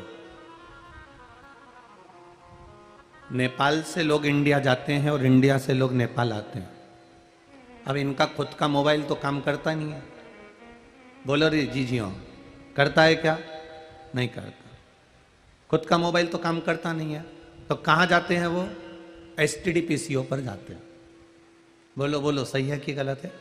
अब वो इंडिया में, नेपाल का व्यक्ति अगर इंडिया पहुंच गया तो वो एसटीडी पर जाएगा, और यहाँ का व्यक्ति अगर इंडिया गया है तो एसटीडी पीसीओ पर जाएगा। तो वो एसटीडी पीसीओ पर जब बात करता है उसका पैसा लग रहा है, इसलिए उतनी बात करता है जितनी उसको काम की कहना। अब वो क्या बहुत घंटों तक उठा के बात करता रहेगा, जीजी ने रोटी खाई कि नहीं खाई, काका जी गया कि नहीं गया, गाय को पानी पिलाया कि नहीं पिलाया, छत पे पक्षी आया कि नहीं आया, कबूतर को दाना दिया कि नहीं दिया, पीछे गए थे कि नहीं गए थे, खेत पर कौन गया था, ट्रैक्टर कहाँ रखा हुआ है, ट्रैक्टर का पहिया कैसा है, ट्राली का पहिया कैसा है, गाड़ी की डिक्की में सामान क्या क्या रखा है। फालतू की बात करेगा क्या? नहीं करेगा। एसटीडी पर गया है तो एसटीडी पर जाने पर जब वो थोड़ी सी देर कॉल लगाता है तो केवल काम की बात करता है। मैं वीरगंज पहुंच गया हूं, कथा में बैठ गया हूं, घर पे सबको कह देना आराम से भोजन कर रहा हूं, कथा को सुन रहा हूं, चिंता बिल्कुल मत करना। 5 बात में उसने पूरी बात खत्म कर दी और तुरंत कॉल को रख दिया। एसटीडी पर क्योंकि उस जगह पर उसको मालूम है कि ये एसटीडी है, यहां पर जितना बोलेंगे उतना पैसा लगेगा, काम की बात बोलेंगे तो सब अच्छा रहेगा। उसी तरह परमात्मा के मंदिर में जाओ, एसटीडी से काल दूसरी जगह लग रहा है, वहां पर तुम उतना ही बोल रहे हो जितना लग रहा है। भगवान के मंदिर जाना, देवालय जाना, परमात्मा की चौखट पर जाना, शिवालय जाना, वहां बैठकर परमात्मा के सामने उतना ही बोलना जितना तुम परमात्मा तक सूचना पहुंचाना चाहते हो, उससे अधिक नहीं बोलना। आप उतना बोलो जितना उसके द्वार पर जाकर हम सूचित कर दें, उसकी चौखट पर जाकर सूचित कर दें, उसके द्वार तक हम सूचित कर दें, उससे ज्यादा नहीं।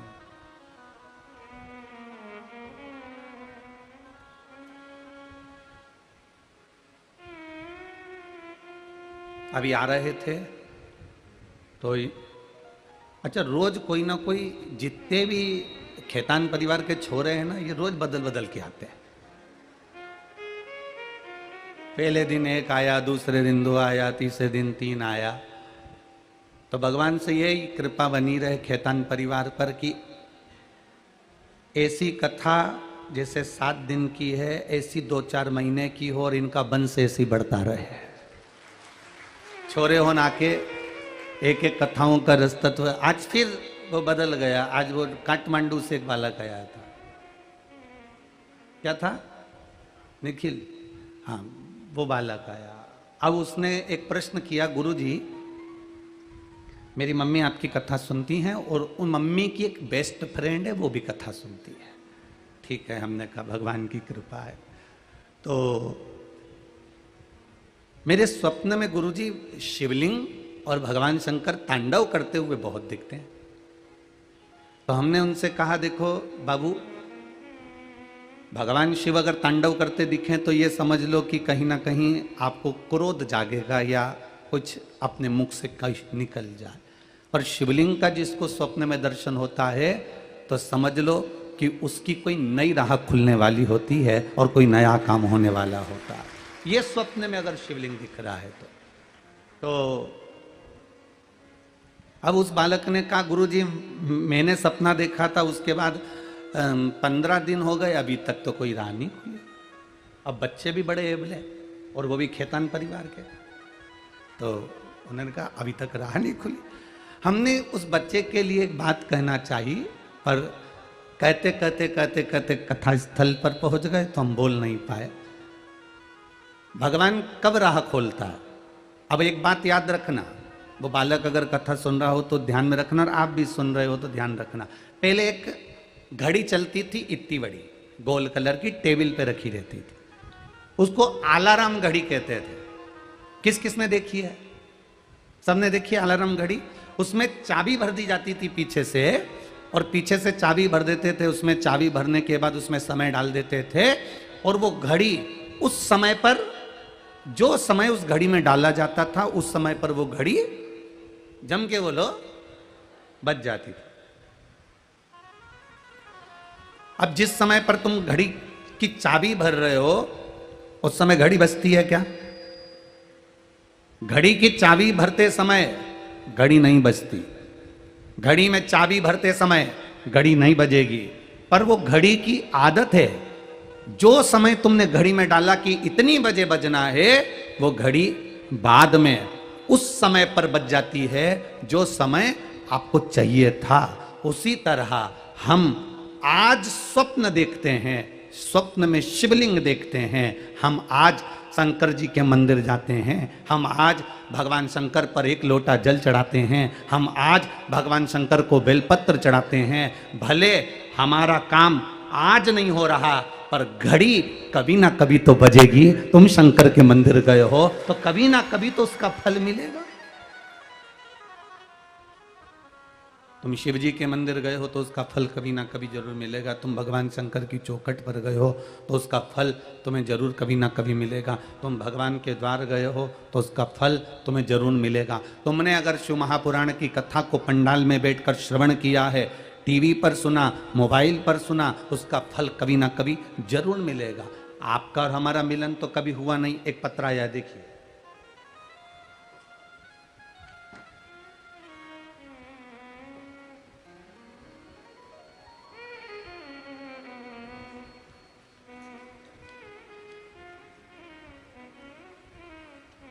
अंजना कोट, घर अंजना कोट, प्रखंड मोतीपुर, जिला मुजफ्फरपुर, बिहार की रहने वाली हूं। कहीं बैठी हो तो हाथ हिलाइएगा।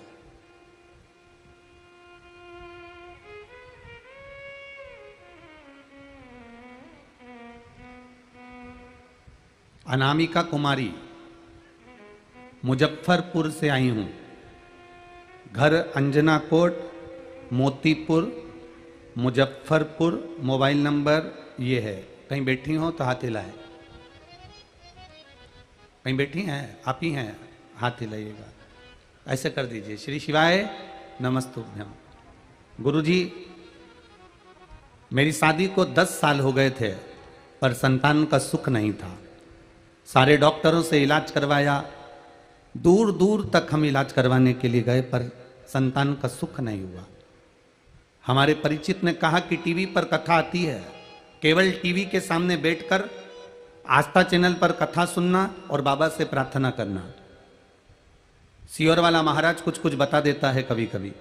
बस टीवी के सामने कथा सुनना चालू करा और आपने पशुपतिनाथ के व्रत का वर्णन करा। तुमरुका जी की सफेद आंकड़े की जड़ वाला प्रयोग बताया। बस मैंने सारे डॉक्टरों का इलाज करवा चुकी थी, आखिरी में हार चुकी थी। शादी के 10 साल निकल गए थे, संतान का सुख नहीं था। पर बाबा की कृपा से जब मैंने पशुपतिनाथ का व्रत करा और सफेद आंकड़े की जड़ का प्रयोग करा, तो 10 साल के बाद बाबा ने मेरी गोदी भर दी। उस बच्चे को लेकर मैं यहाँ आई। बच्चा आया है साथ में? ले आओ, ले आओ, ले आओ, जल्दी लाओ। 10 साल के बाद बाबा की कृपा से मेरे घर संतान की प्राप्ति हुई है। मेरा बच्चा 3 महीने का है, इसलिए मैं उसको यहाँ पर प्रणाम कराने के लिए लेकर आई हूँ। बाबा की कृपा, उसकी उदारता, ये शिव तत्व है, ये औघड़ी है। हमने उसका भजन किया। फिर निवेदन करेंगे, घड़ी में आप समय भर दीजिए। आपने घड़ी की केवल चाबी भर दी, आपने घड़ी में चाबी भर दी है, आपने घड़ी के अंदर चाबी भर दी है। राम जी ही कृपा करने वाले हैं। घड़ी के अंदर चाबी भर दी है, और घड़ी में अगर आपने चाबी भर दी, फिर भरने के बाद आप छोड़ दो। घड़ी में चाबी भरने के बाद जब आपने छोड़ दिया, समय आएगा, अपने आप अलार्म, बोलो जम के बोलो, बज जाएगा। आप शंकर जी के मंदिर में जाकर जल चढ़ा दो, आप शिव जी का गुणगान कर लो, आप शंकर जी पे 1 लोटा जल चढ़ा दो, आप शंकर जी पे बेलपत्र चढ़ा दो, आप श्री शिवाय नमस्तुभ्यम का मंत्र जाप कर लो। आप करो। आप भगवान शिव की अविरल भक्ति का जाप करो। आप भगवान शंकर की अविरल भक्ति का भजन करो। तेरे मंदिर में आना मेरा काम है और मेरी बिगड़ी बनाना तेरा काम है। आप उसके दरवाजे तक जाओ, आप उसकी चौखट तक जाओ, आप उसके द्वार तक पहुंचो। फिर जल चढ़ाते रहो, चढ़ाते रहो, चढ़ाते रहो, बेलपत्र चढ़ाते रहो, शंकर भगवान का भजन करते रहो, शिव महापुराण की कथा सुनते रहो। जब आपके भजन का फल जब मेरे महादेव देख लेंगे कि तेरी दुख की घड़ी आई है, उस समय पर वह अलार्म बजाना प्रारंभ कर देंगे। उस समय पर तुम्हारा भजन सामने आकर खड़ा हो जाएगा। गला पकड़, तब ये भजन तुम्हारा वहां आकर खड़ा हो जाएगा। एक बार जोरदार ताली बजाएं।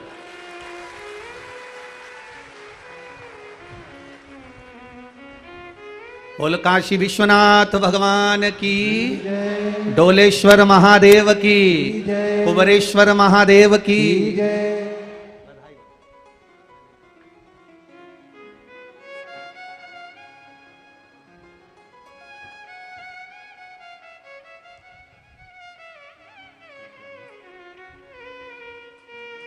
10 वर्ष के बाद आया है, बाबा की कृपा है। शिव तत्व की ओर जाएं। हम करें उसका भजन, हम करें उसका स्मरण, हम करें उसका मंत्र जाप, हम करें उसका नाम जाप। और जब हम भजन करते रहेंगे, भजन करते रहेंगे, स्मरण करते रहेंगे, मंत्र जाप करते रहेंगे, कीर्तन करते रहेंगे, नाम जाप करते रहेंगे, तब उसकी जब मर्जी होगी, उसकी जब कृपा होगी, उसकी जब दया होगी, तब हमारा कल्याण वो कर देगा। ये उसके ऊपर है, ये उसकी करुणा के ऊपर है। तेरे मंदिर में आना मेरा काम है और मेरी बिगड़ी बनाना तेरा काम है। हम उसकी चौखट तक पहुंच जाएं, हम उसके द्वार तक पहुंच जाएं, हम उसके दरवाजे तक पहुंच जाएं, फिर मर्जी उसकी है, वो क्या साध रहा है, क्या कर रहा है, ये उसके ऊपर है।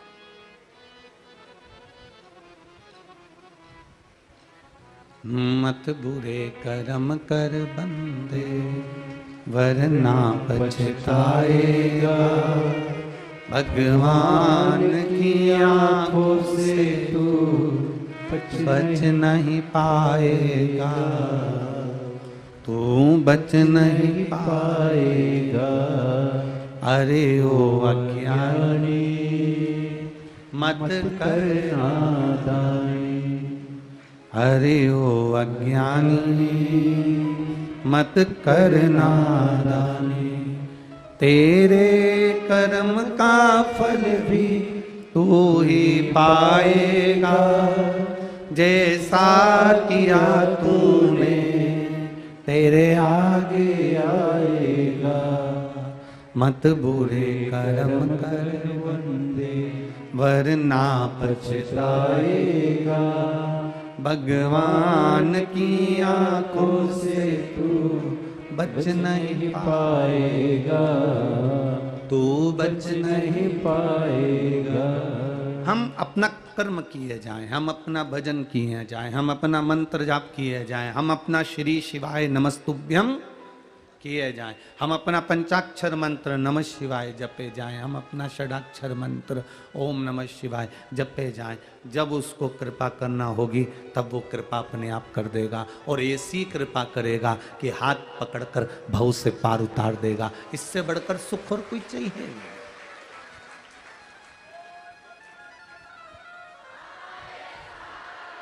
उससे ज्यादा सुख का अनुभव क्या होगा, वो करेगा।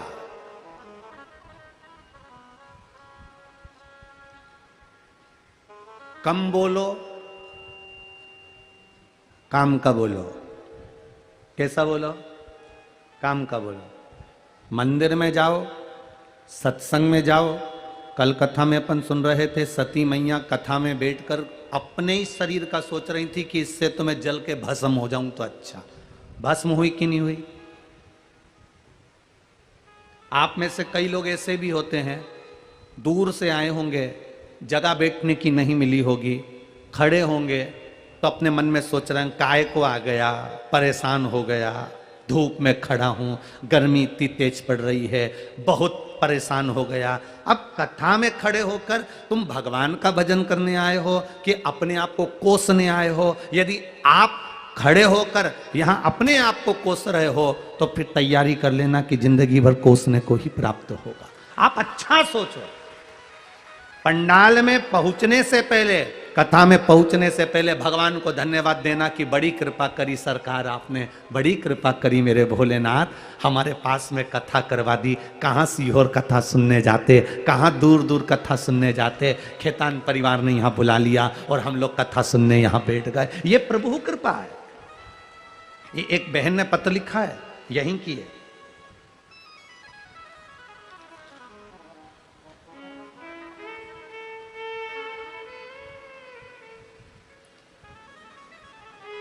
मेरा नाम संगीता मिश्रा है, मैं बीरगंज के निवासी हूं, ward number 16, Ganesh toll, Nagwa, Parsa जिला। मेरा मोबाइल नंबर ये है। कहीं बैठी हैं? दिख गई? हाँ, दोनों हाथ हिला दो ऐसा। हाँ, ठीक ठीक ठीक, दिख गए। श्री शिवाय नमस्तुभ्यम। मैं संगीता मिश्रा, मैं बीरगंज के निवासी हूँ, ward number 16, Ganesh toll, Nagwa, Parsa जिला। मेरा मोबाइल नंबर ये है। गुरुदेव, श्री शिवाय नमस्तुभ्यम। वीरगंज में रहते रहते जीवन निकल गया, पर बाबा की कृपा का मैं क्या बखान करूं। आज तक पास में पशुपतिनाथ थे, पर जाना नहीं हुआ। काम में इतने व्यस्त रहते थे, परिवार में, घर में कोई जाने का मन नहीं करता था। ना कभी कथा सुनते थे, ना कहीं जा पाते थे, ना कभी मंदिर देवालय। पर गुरुदेव टीवी के माध्यम से एक बार केवल चैनल चालू करते करते आपकी कथा मिल गई, और वो कथा में ऐसा मन लग गया कि बस कथा सुनी, और सुनने के बाद पशुपतिनाथ और डोलेश्वर महादेव सब दर्शन बाबा ने करा दिए। ये शिव कृपा। हमने ना जाने कौन सा पुण्य करा होगा जो ये कथा वीरगंज में हो गई। बहन, वीरगंज वालों का तो पुण्य है, साथ में यह खेतान परिवार का कोई पुण्य उदय हुआ तो ये कथा हो गई। 71 पीढ़ी को तार देती है शिव महापुराण की कथा। किसी एक पीढ़ी से मतलब नहीं होता। बैठो बहन, एक पीढ़ी से मतलब नहीं है, 71 पीढ़ी।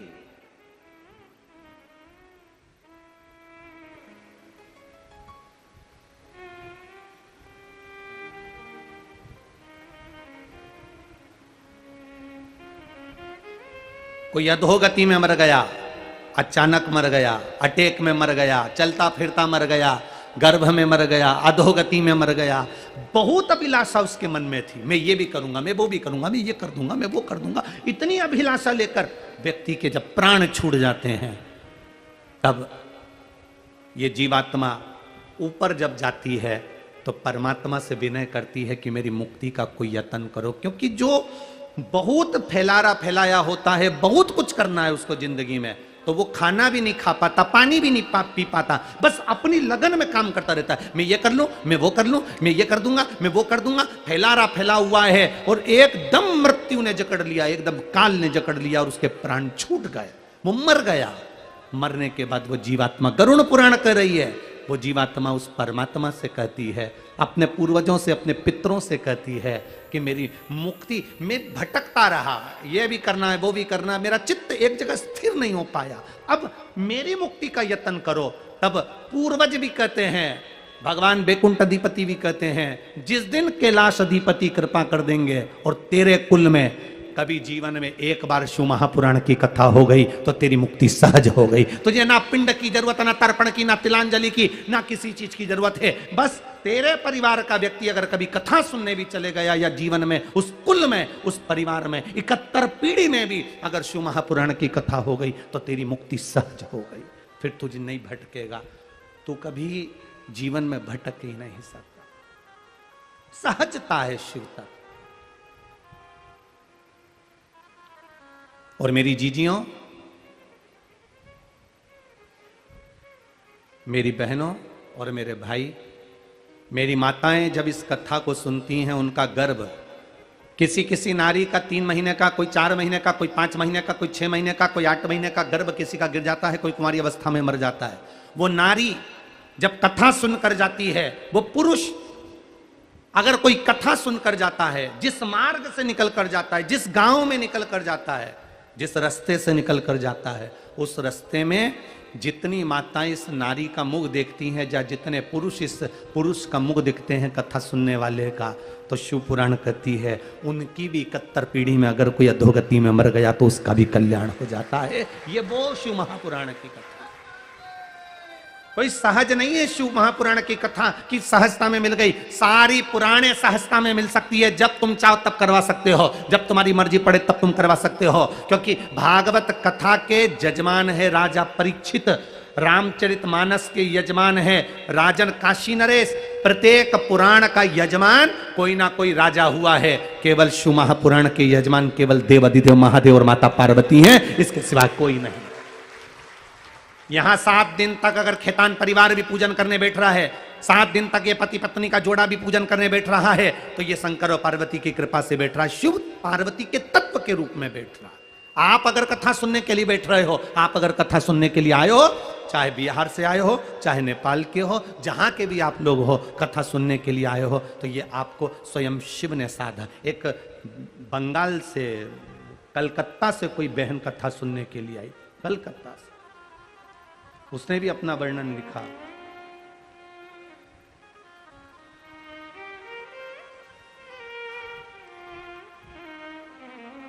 अंजलि साव कलकत्ता हावड़ा से कथा सुनने आई है। अंजलि साव कलकत्ता हावड़ा से आई है। कहीं बैठी हो तो हाथ हिला सकती है। अंजलि साव कलकत्ता हावड़ा से कथा सुनने अपनी मां को लेकर आई है, जिनकी मां अपने घर से कभी बाहर नहीं निकलती थी। उस मां का मन करा, टीवी पर कथा सुनते सुनते ये शरीर बेकार हो गया है, कभी आज तक घर से बाहर नहीं निकली, ये शरीर चल नहीं पाता, मन है एक बार कथा सुन लूं।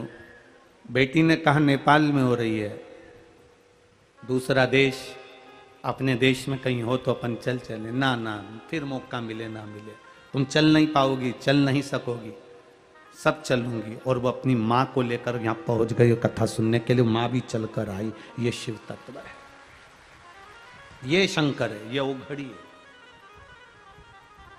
हम केवल कथा के पंडाल में नहीं बैठे हैं। पहले भी कथा में कल कहा था, ये कल्प वृक्ष है, ये कथा का पंडाल नहीं है, कल्प वृक्ष। जिस वृक्ष के नीचे बैठकर जो सोचोगे वो मिल जाएगा। एक चोर को नहीं मालूम था, एक व्यक्ति को नहीं मालूम था कि मैं कहां बैठा हूं। जंगल में जाते जाते एक वृक्ष के नीचे अंधेरे में पड़ गया, भूख लगने लगी, विचार करा इस जंगल में कहां से भोजन आएगा, पर भूख लग रही है, कहीं से भोजन आ जाए तो अच्छा। उसको नहीं मालूम था कि कल्प वृक्ष है। उस वृक्ष के नीचे उसके लिए चांदी की थाली में भोजन लगकर आ गया, उसने भोजन कर लिया। थोड़ी देर बाद उसके मन में आया, अब तो नींद आ रही है, कहीं से गादी तकिया मिल जाए तो अच्छा। उसको नहीं मालूम कि कल्प वृक्ष है, मखमल का गादी तकिया आ गया, वो सोने लगा। फिर उसके मन में आया, मैं सो गया और इतने में शेर आया और मुझे खा गया। तो उसको नहीं मालूम है कि कल्प वृक्ष है, इतनी देर में शेर भी आ गया, उसको निपटा के चले गया। उसको मालूम नहीं कि मैं कल्प वृक्ष के नीचे बैठा हूं। शंकर भगवान की कथा जिस क्षेत्र में होती है, शिव जी की कथा जिस जगह पर होती है, शंकर भगवान की कथा जिस पंडाल में होती है, जिस स्थान पर होती है, वो जितनी देर शंकर का नाम उच्चारण होता है उतनी देर वो कल्प वृक्ष होता है। उसके नीचे बैठकर हम जो मांगते हैं, 3 महीने में मेरा देव अधिदेव महादेव ये झोली को भरकर पहुंचा देता है। यह कोई सहज है शिव तत्व? उसको सुनना मात्र, श्री शिवाय नमस्तुभ्यम मंत्र का उच्चारण कर लेना, शिव तत्व को जान लेना, यह सहजता नहीं। उसको पहचानो, उसको जानो। और जब हम उसको जानेंगे तो अपने आप एक सुख का भान होगा, एक आनंद की अनुभूति होगी, शिव तत्व की प्राप्ति होगी। उसको जानने, कम बोलो और कैसा बोलो, काम का बोलो, व्यर्थ मत बोलो। आज के जमाने में हर व्यक्ति व्यर्थ बोलने में लगा हुआ है।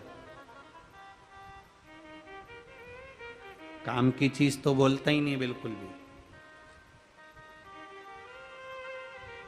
कितनी गर्मी पड़ रही है, अब तुम अपने दोस्त से कह रहे हो कितनी गर्मी पड़ रही है। अब ये फालतू बात नहीं तो और कौन सी अच्छी बात है। उसको मालूम है ना कि गर्मी पड़ रही है, तो बोलने की जरूरत क्या थी, फालतू की बात।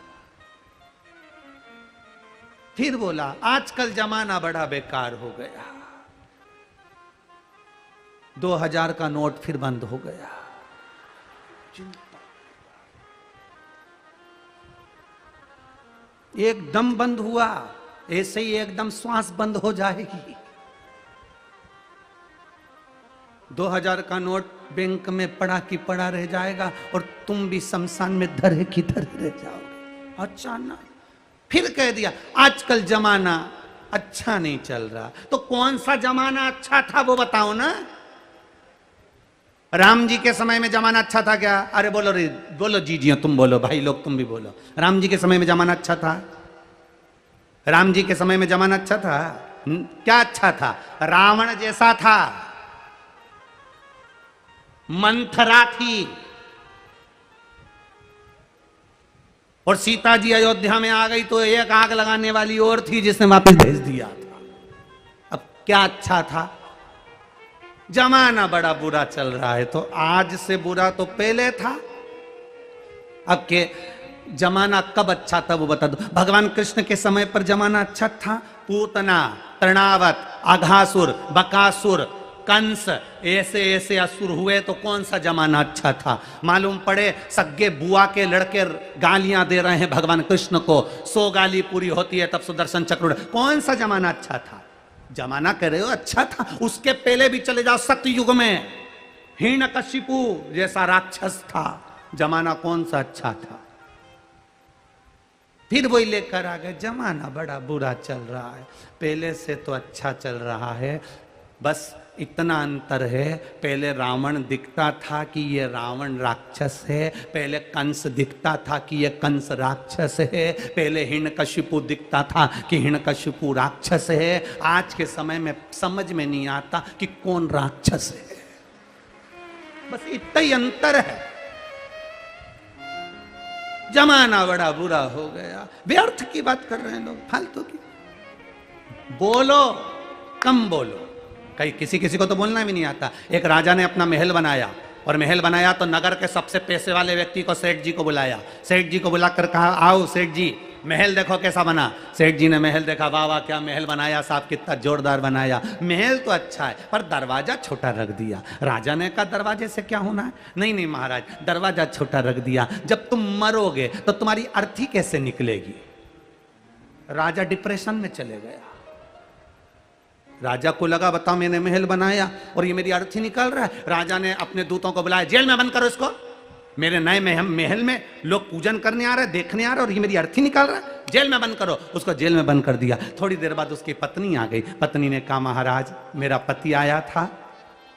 राजा ने कहा, तेरा पति आया था, उसको बोलने के लक्षण नहीं है क्या? क्या इतना जोरदार महल बनाया? राजा तू मरेगा तो तेरी अर्थी कैसे निकलेगी? इतने में पत्नी बोली, महाराज मेरे पति को बोलने के लक्षण नहीं है, उसको क्या करना, अर्थी कैसे निकलेगी? राजा को काट काट के निकाल देंगे। राजा चक्कर खा के नीचे गिर गया।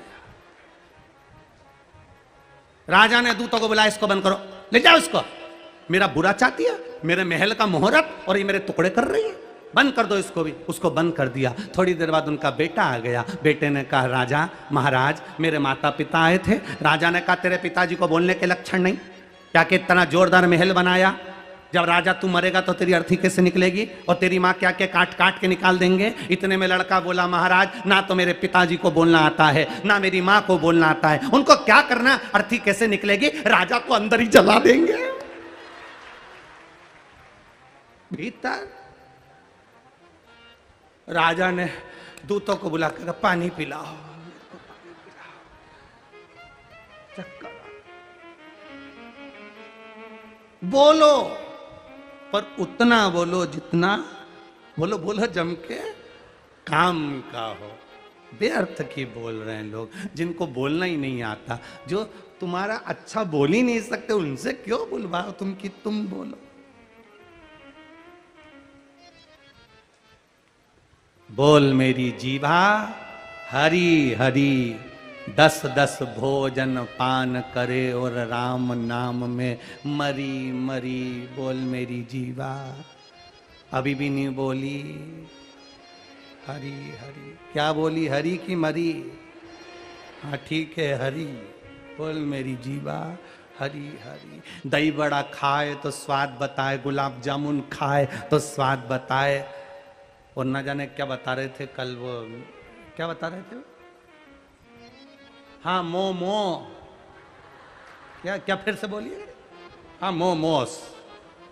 हाँ मम्मी का मौसा होगा कोई, क्या क्या मोमोस खाए तो स्वाद बताए, और वो मीन मीन चाउमीन वो खाए तो स्वाद बताए। ये जीवान कितनी विचित्र है, हर चीज का स्वाद बताती है, खाने के नाम सबसे आगे रहती है, सब खाएगी। और जो भगवान का भजन गाने का समय आ जाए, थोड़ी देर सिर पे पल्लू लेके माला लेने बैठी, उतनी देर में राम।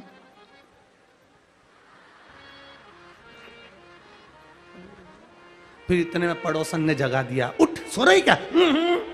सो नहीं रही। फिर भगवान भाग रहा था तो बुला रही थी, सो थोड़ी अब स्वाद। बोल मेरी जीवा, अरे अच्छे से बोलो, मरी मरी की हरी हरी, हरी हरी राम नाम में मरी मरी। वो जिभ्या बड़ी विचित्र है, इतनी सारी इंद्रियों में सबसे विचित्र है जिह्वा। एक दिन इस जिह्वा ने दांतों से कह दिया तुम मेरे 32 भाई हो रहे, तुम्हारी कोमल कोमल एक ही बहन है, इसका ध्यान रखना, तुम मुझे काट मत देना। 32 दांतों ने सौगंध खा ली, बहन हम तुझे कभी नहीं काटेंगे, हम तुझे कभी नहीं काटेंगे, पर तू कृपा करना किसी से आड़ा टेढ़ा मत बोल देना, नहीं तो 32 की 32 निपट जाएगा। तू कृपा कर, हाँ हम नहीं काटेंगे, ये सौगंध खाते कि हम नहीं काटेंगे, पर तू ध्यान रखना, एक में ही पूरा 32 भाई तेरा निपट जाएगा। बस वाणी ऐसी बोलिए जो मन का आपा खोए, और आज के जमाने में वाणी ऐसी बोलिए जो जम के झगड़ा, पर उससे मत बोलिए जो तुमसे तगड़ा होए। ध्यान रखकर बोलो, कम बोलो और काम का बोलो, उतना बोलो जितनी जरूरत है।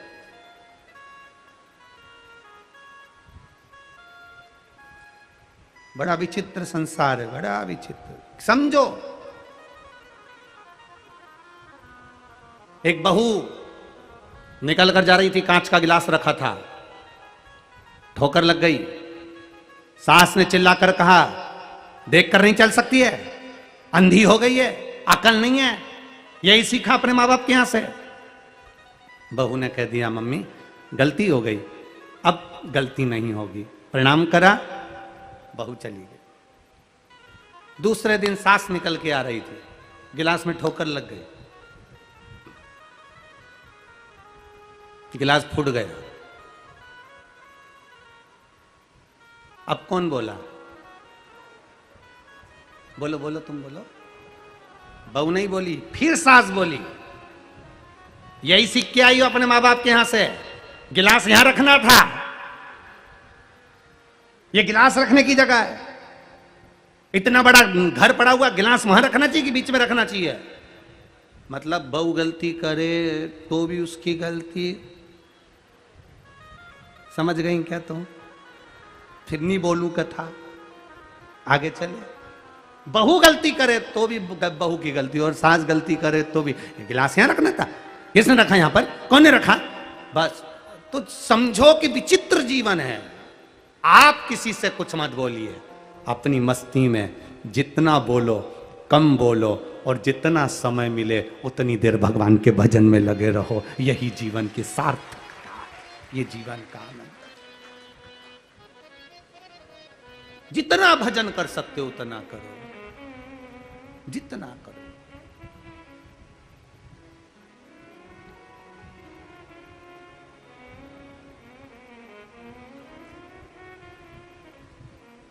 ये जिह्वा जितनी भजन करेगी उतना सुख पाएगी, उतना सुख।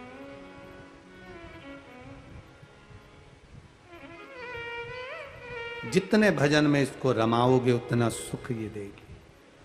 आलसी शरीर है, बहुत बहुत आलस भरा हुआ इस शरीर के अंदर, भजन में नहीं लगता ये मन। बड़ी मुश्किल से कथा में मन लगता है, लगाना पड़ता है, थोड़ी देर लगता है, उसके बाद फिर उच्चिष्ट हो जाता है, फिर उच्चिष्ट।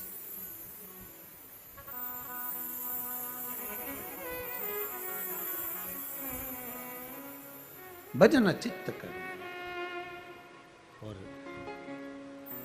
जब आपका भजन चित्त आनंदित हो जाए तब परमात्मा का मिलन श्रेष्ठ कर हो।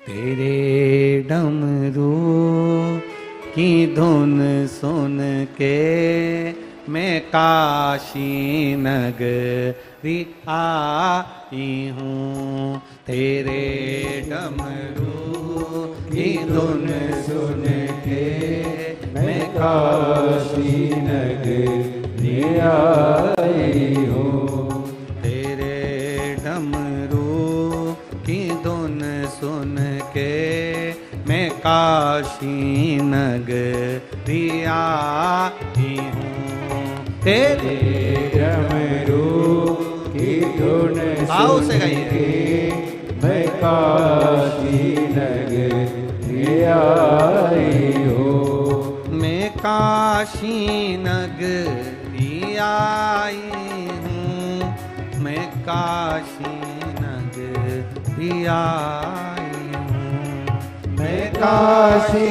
नगरी आई हूँ, मैं काशी नगरी आई हूँ, मैं काशी नगरी आई हूँ, मैं काशी नगरी आई हूँ, मैं काशी नगरी आई हूँ, मैं काशी नगरी आई हूँ। मेरे बोले ओ बम बोले, मैं काशी नगरी आई हूँ, मेरे बोले ओ बम बोले, मैं काशी नगरी आई हूँ।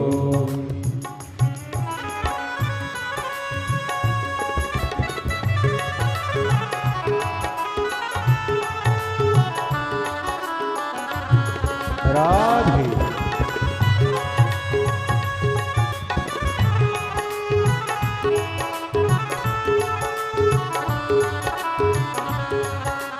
शंभू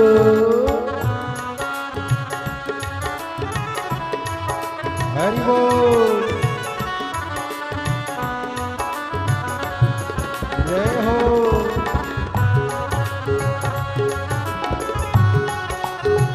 राधे हरि बोल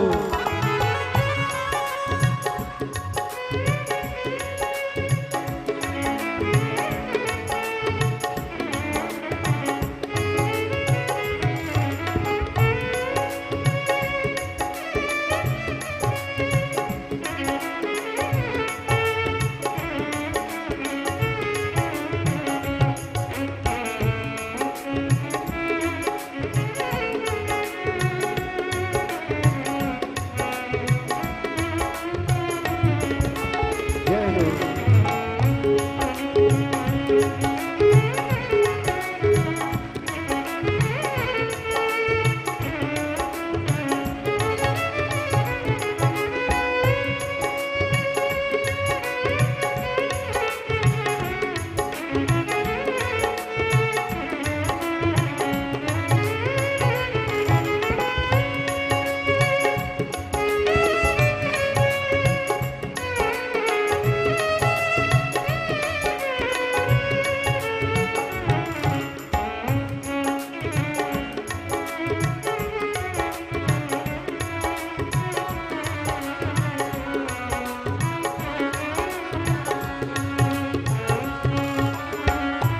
राधे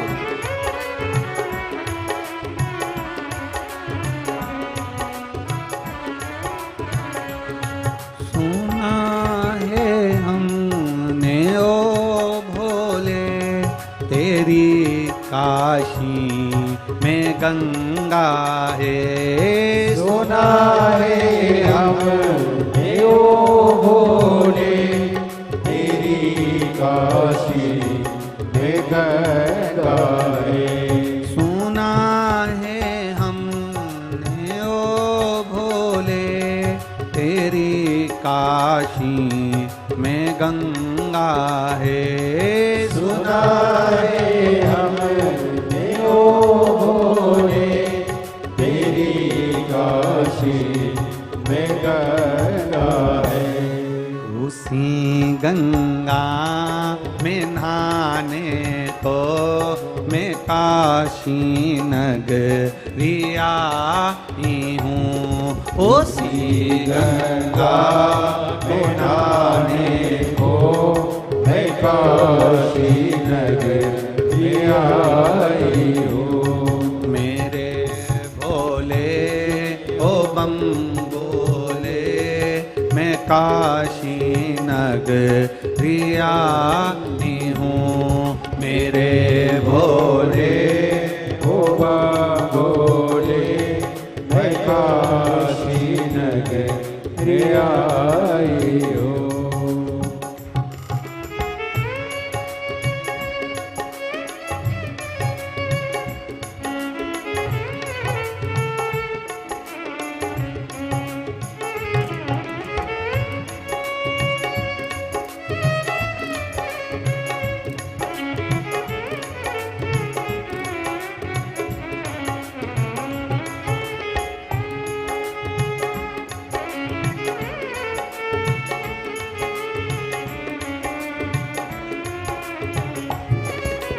भोले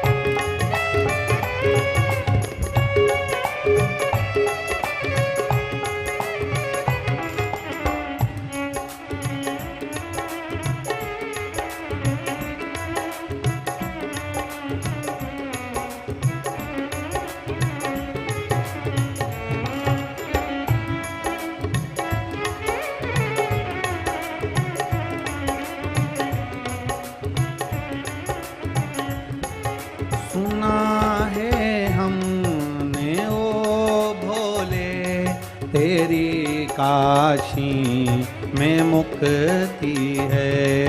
सुना है हमने ओ भोले तेरी काशी में मुक्ति है।